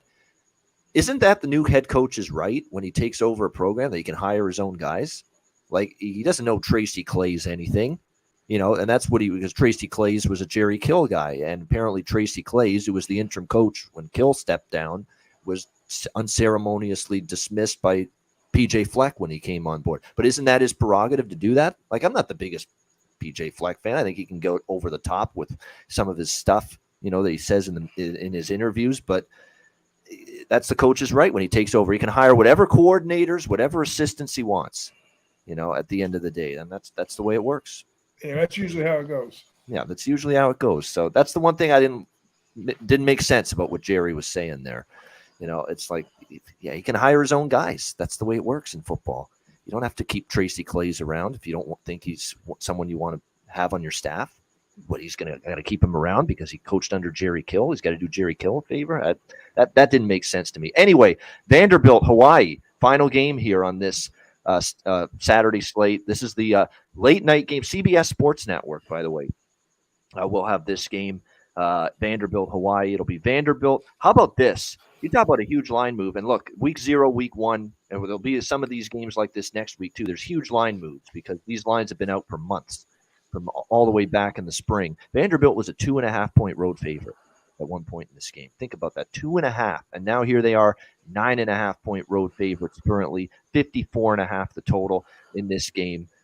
Lots to digest here and dissect. First of all, with Vanderbilt, this is laying 9.5 points with by far the worst team in the SEC. I mean, there's still that, SEC stigma that, hey, it's an SEC team. But it's not a good SEC team. And if you look at their recruiting rankings, I mean, they are just way, way down from the majority of the rest of the teams in that conference. There's no question about that.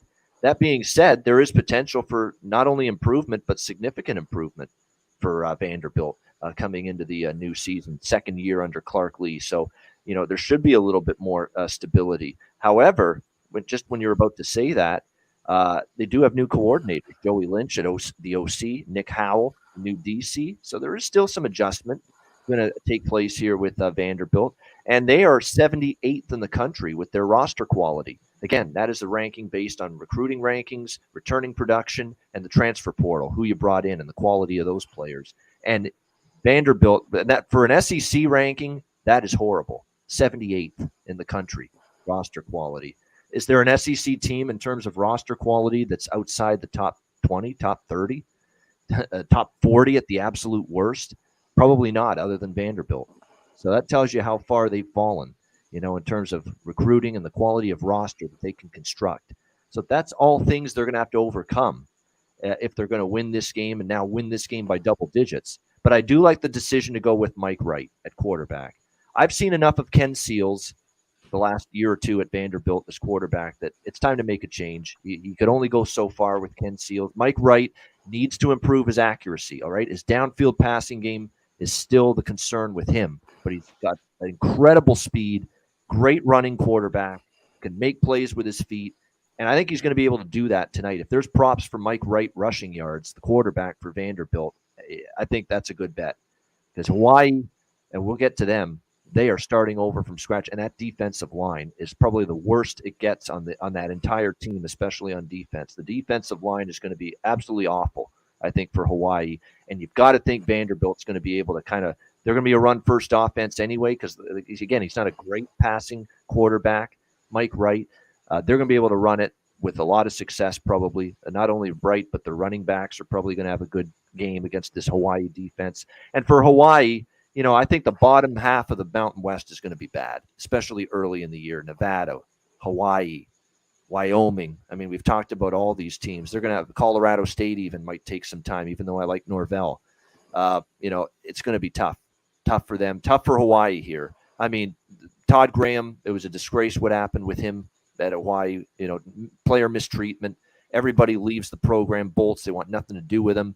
And it's basically left the cupboard absolutely bare for Timmy Chang. What a brutal spot for Timmy Chang. He's a lifelong Hawaii guy. He was. I'm old enough. Connor's old enough. We're all old enough to remember the days of Timmy Chang and Colt Brennan, back-to-back quarterbacks for Hawaii, late 90s, early 2000s, the run and shoot. June Jones, the coach. What a quarterback he was there. He loves this state. He loves this program. He will get them turned around. But, man, it's going to take Timmy Chang time.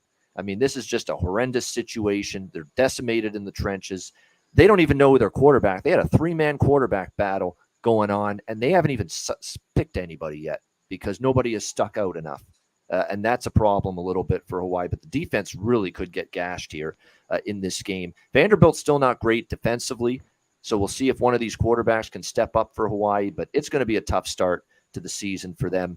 Even with the travel, remember, Vanderbilt out to Hawaii, but it's week 0. You have time to get acclimated to the time zone difference. Apparently, Vanderbilt arrived there on Monday, so they have plenty of time to really get comfortable in their new surroundings here on the island. So Yeah, I did like Vanderbilt below a touchdown, and I took him at minus 6.5. That's the number I got. Now I'm a little worried. I don't know if I'd go full throttle on Vanderbilt now at 9.5. It's getting up there, but I can't. There's no price that could make me bet Hawaii. None. Okay, none, because of this terrible situation they've got coming into the year. Now I do want to point out the total because I like the over here. 54.5. I don't think the wind's going to be that bad. That's always something you got to look for. Games in Hawaii. I don't think the wind's going to be as bad as it could be at other times. And second of all, tempo change for Hawaii. Ian Shoemaker's the new offensive coordinator for Timmy Chang. Comes from Eastern Washington, FCS, one of the most explosive, fastest-paced offenses in FCS football. Throw the football a lot. So regardless of who the quarterback is from one of the three for Hawaii, they're going to look to throw the football. They're going to look to play with pace, up-tempo offense. And I think, they're going to be able to – I think they're going to be able to put some points on the board when it's all said and done at home. But at the same time, Vanderbilt, I think, will have success offensively because they'll just be able to run the football at will against an absolutely decimated starting over Hawaii defense, especially the defensive line. So I like the over as well here at 54.5. Hawaii is very good in season openers. I believe 11-1 ATS, their last 12 season openers. But this is a situation unlike any other for Hawaii entering this new season, as they are definitely starting over, it looks like, quite a bit. And we'll see if they can hang in there tonight. Even though they're on their home field. I want to mention something about the home field. They're not playing in Aloha Stadium anymore in Honolulu, that bigger stadium. They're playing on campus, a much smaller, intimate setting, 8,000, 9,000 people. It actually might increase Hawaii's home field advantage. You're going to get the passionate fans, the most supportive, loyal fans coming out. It could be a little louder environment because you're in a more smaller setting. The noise is going to, filter down more on the field. So keep an eye on this new smaller home field that they're going to play on this year on campus. Hawaii actually could increase their home field edge in their games this year. We'll see. What do you think, Big Ragoo? Let's start with you here. The last game of the card tonight, Vanderbilt, Hawaii. Yeah. We Boss and I talked about this, with the change of the locker room change is huge. Chang coming in. I mean, I love that look there and I know he had gotten early on in the summer. He had gotten with the receivers. He was working with the receivers personally. So whatever system they're working on with the OC coming in from Washington, I mean, I think we're going to see more of the run and shoot offense. I think we're going to see that deployed here. The tempo is going to be picked up for sure. I'm a little worried about the number getting away from Vandy.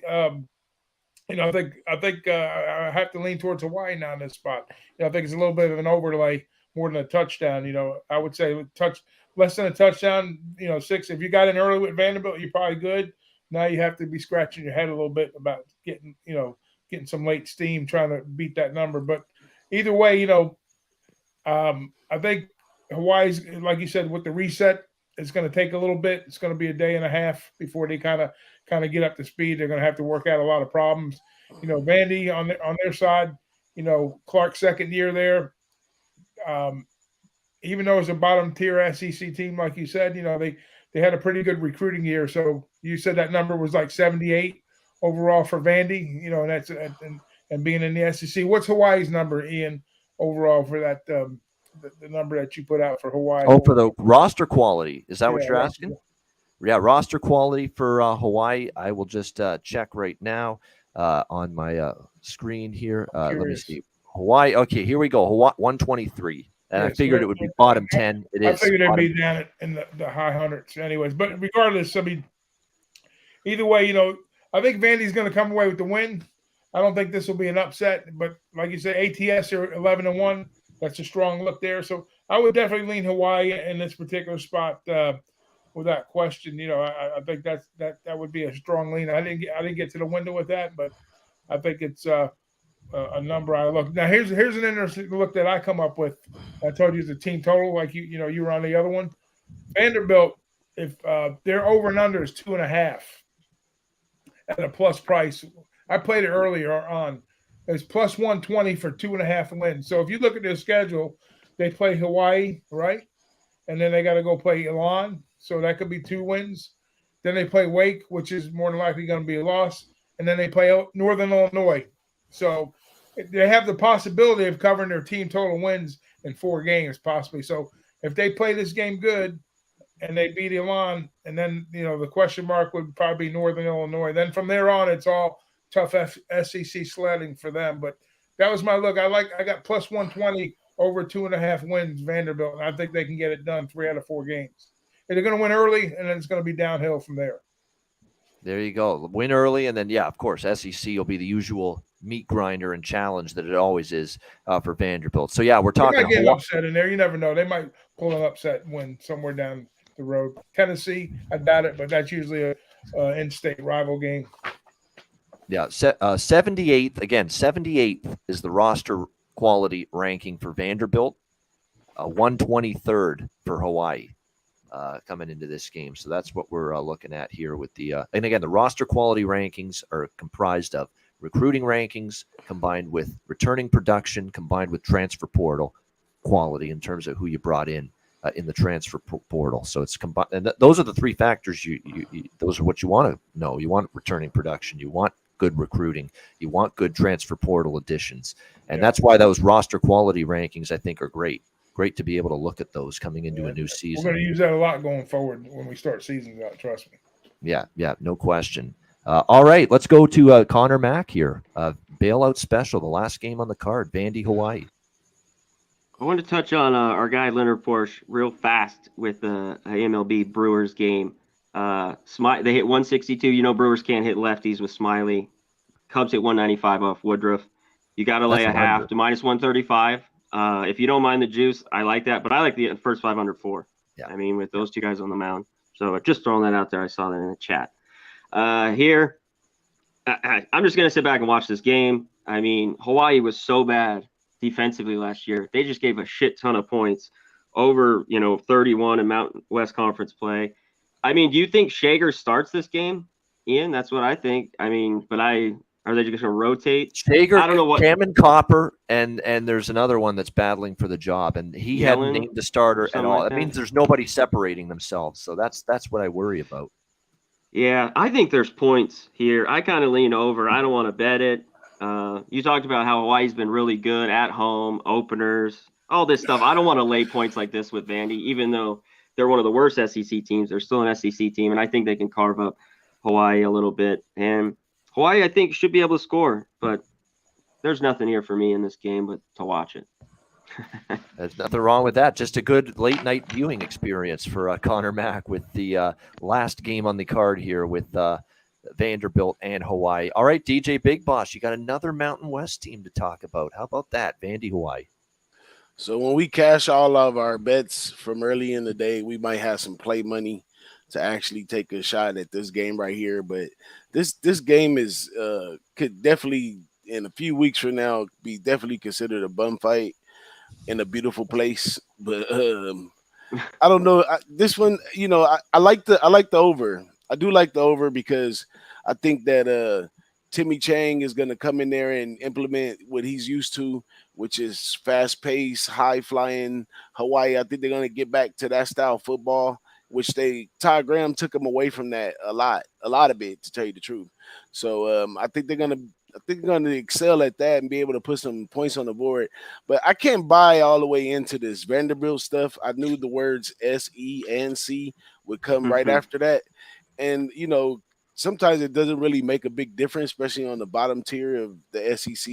But SEC does do well outside of conference just because, like I was saying in the last game, like they played the higher competition, the Alabamas, so they've been exposed to that type of stuff. So they come over here to Hawaii. I mean, Hawaii is depleted and all that good stuff. But we got to remember those Hawaiians and Samoans on the islands and all that stuff. They're going to have some size. They're going to have some people that can play. They might not be really, really fast or something like that. They always recruit on the back end from California and Nevada and Arizona. So they get some speedsters out there that can catch the ball. So I really think the offense is going to be okay. The fact that they haven't determined a quarterback could be a problem, though, in the long run. But I couldn't see really back in Vandy. I see they're out there pumping up Vanderbilt to they're gonna be not the all the way bottom SEC team, but maybe two notches above this year because of the changes. I can't really buy into that, man. Vanderbilt was once, had a couple good years. always could upset somebody, but they don't really focus on football like that. So I can't take a side on this one. But if I do happen to be in the winner's circle and decide to make some extra plays, throw some money back, I'll probably go ahead and take the over in that one.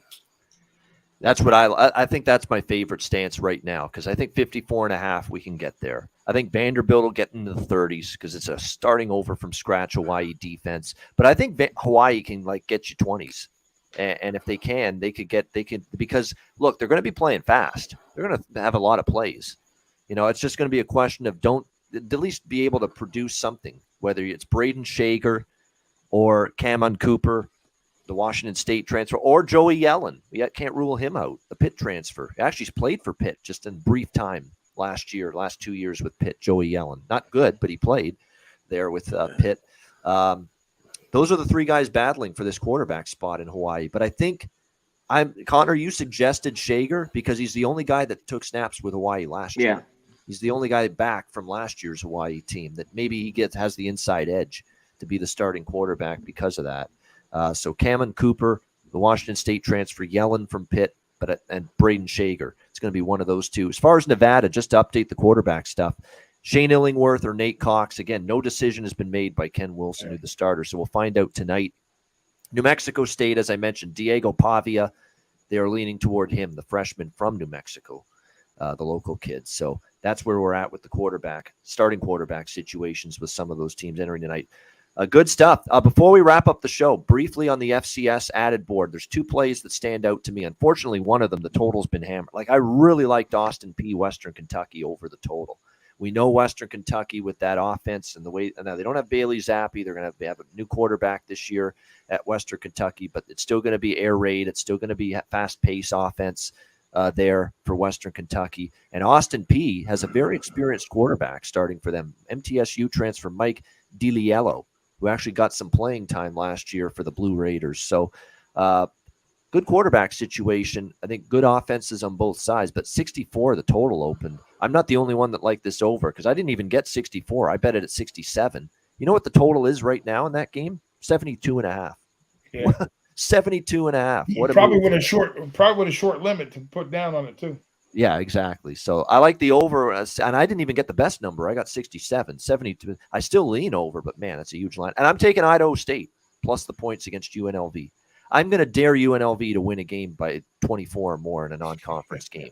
I know this team could be a little better this year. They're still undecided at quarterback, by the way. They haven't announced if it's going to be Harrison Bailey, the Tennessee transfer, or Doug Brumfield, who was here last year with UNLV. It's down to those two guys. I vote for Brumfield. Yeah. Yeah, I mean, he's the guy that played there last year. One of Pruitt's recruits. Yeah, it is. So it'll be interesting where they go with the quarterback decision, but I ain't laying 24 with UNLV. Are you kidding me? I think Idaho State, I don't think they're going to be particularly great, Idaho State, this year, but from what I've read, but I'll still take a shot at it. I would take it too.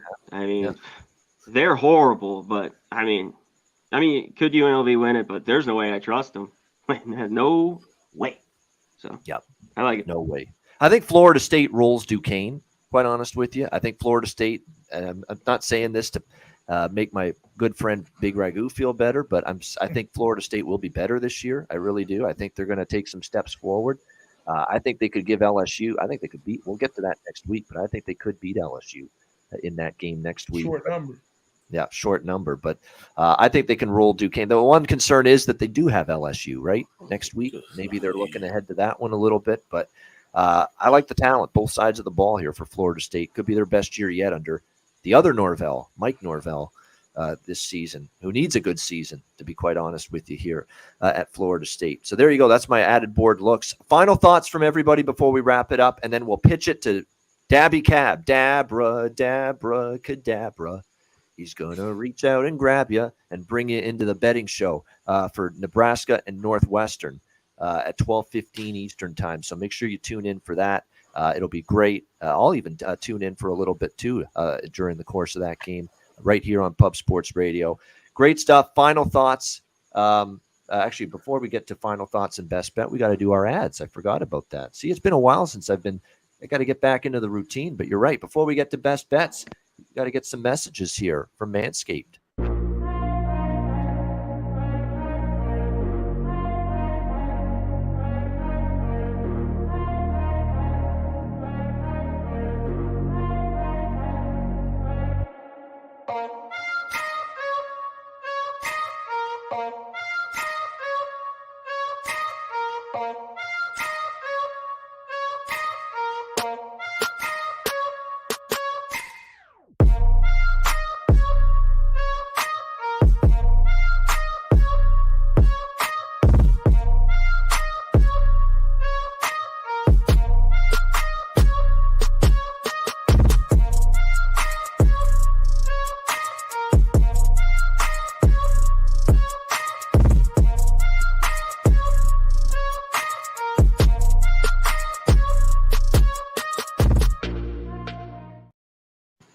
All right, Southtown 101 when you're in San Antonio, Texas, and we've got memories for a lifetime of being there from earlier this year. Southtown 101, San Antonio, Texas. Stop in, great food, drinks, live music, DJs, karaoke. Southtown 101, Manscaped, promo code Pub Sports. Check them out, all the great products there, manscaped.com, promo code Pub Sports. All right, best bets, final thoughts, week 0, Saturday college football. Let's start with Conor Mac. Best bet, week 0 for this Saturday. What do you like? I don't have a ton here this week. Like a lot of guys in the chat, Dommy, some other. Take it easy. It's going to have a huge week next week. Well, I don't want to go to this first game. I have my opinions. I'm going UTEP, money line, plus 105. I think they beat North Texas today. So give me UTEP. I'm with you, Ian. Mine for units. Boom. Let's get it out. Get that axe out. Let's go. Mining for units, mining for profits. UTEP plus 1 at money line. We'll go with the money line. UTEP money line, best bet for Conor Mac. Big Ragoo, first best bet of the new college football season. What do you got? Let's get off the schneid early, fellas. I looked at a couple games early, when we first looked at week 0, and I put me on 2 games, but the one I'm going with today is the under in the Irish game, 44.5 Northwestern. And I'm going to take Northwestern also at a plus price. So I got 2 best bets in the same game. Taking Northwestern, and I'm taking the under. All right, Northwestern plus the points and under the total. Northwestern, 52. Nebraska, 52 and a half. Yeah, I got it. Yep, 52.5 for the total. Northwestern, Nebraska. I like it. You got a good number. If you like the under, you're getting the best of it right now, especially compared to what it was just a couple days ago. So Northwestern in the under for Big Ragoo, best bets. DJ Big Boss, best bet. Best bet, I'm going to take the easy way out today. I'm going to take Illinois minus the points. Although it moved up a little bit, I find it real hard for Wyoming to score. So I think Belima takes the troops to victory in a big way today. Go Illinois. All right, Illinois for DJ Big Boss, even at minus 14 current number, still likes Illinois to roll against Wyoming for his best bet. My best bet, my first best bet for the season, probably 2 weeks ago, it's New Mexico State. But now with the line move, I'm going to pivot from that, and I'm going to go toward Vandy, Hawaii. Let's go to a little late night action over the total. I think it gets there. I like it. Vandy, Hawaii, over 54.5 is the best number out there right now. I think we get enough points to get over that total. Remember, Hawaii uptick in pace and tempo, air raid, pass-heavy offense. That's the plan under the new offensive coordinator, Ian Shoemaker, who was brought in by Timmy Chang, the head coach. And Vandy should be able to run their offense at will, literally and figuratively, against Hawaii. A rebuilt defensive front, a run-first offense. Mike Wright, the quarterback, has improved his accuracy a little bit, they say in camp, but he's a run-first quarterback. It's a run-first offense, and I don't think Hawaii in the trenches is going to hold up defensively against that Vandy run game. So I see points both ways, especially from the Vandy side. Vandy, Hawaii, over 54.5 for my initial best bet for the new season here on the College Football Pub Hub. That's a wrap for the first episode of the College Football Pub Hub. We will be back with a much bigger Saturday slate next Saturday, September the 3rd, 10 a.m. Eastern Time, 7 a.m. Pacific Time. Make sure you join us next Saturday for another edition of the College Football Pub Hub. For Conor Mac, and stay tuned, Dabby Cab in just 8 minutes from now, 12:15 p.m. Eastern Time, the live betting college football show for Northwestern Nebraska. Check it out. For Conor Mac, Big Ragoo, DJ Big Boss, I'm Ian Cameron. Let's have a great Saturday. Cash some tickets. Have a great college football Saturday. Enjoy the games and good luck. And we will see you again next Saturday right here for another edition of the College Football Pub Hub right here on Pub Sports Radio.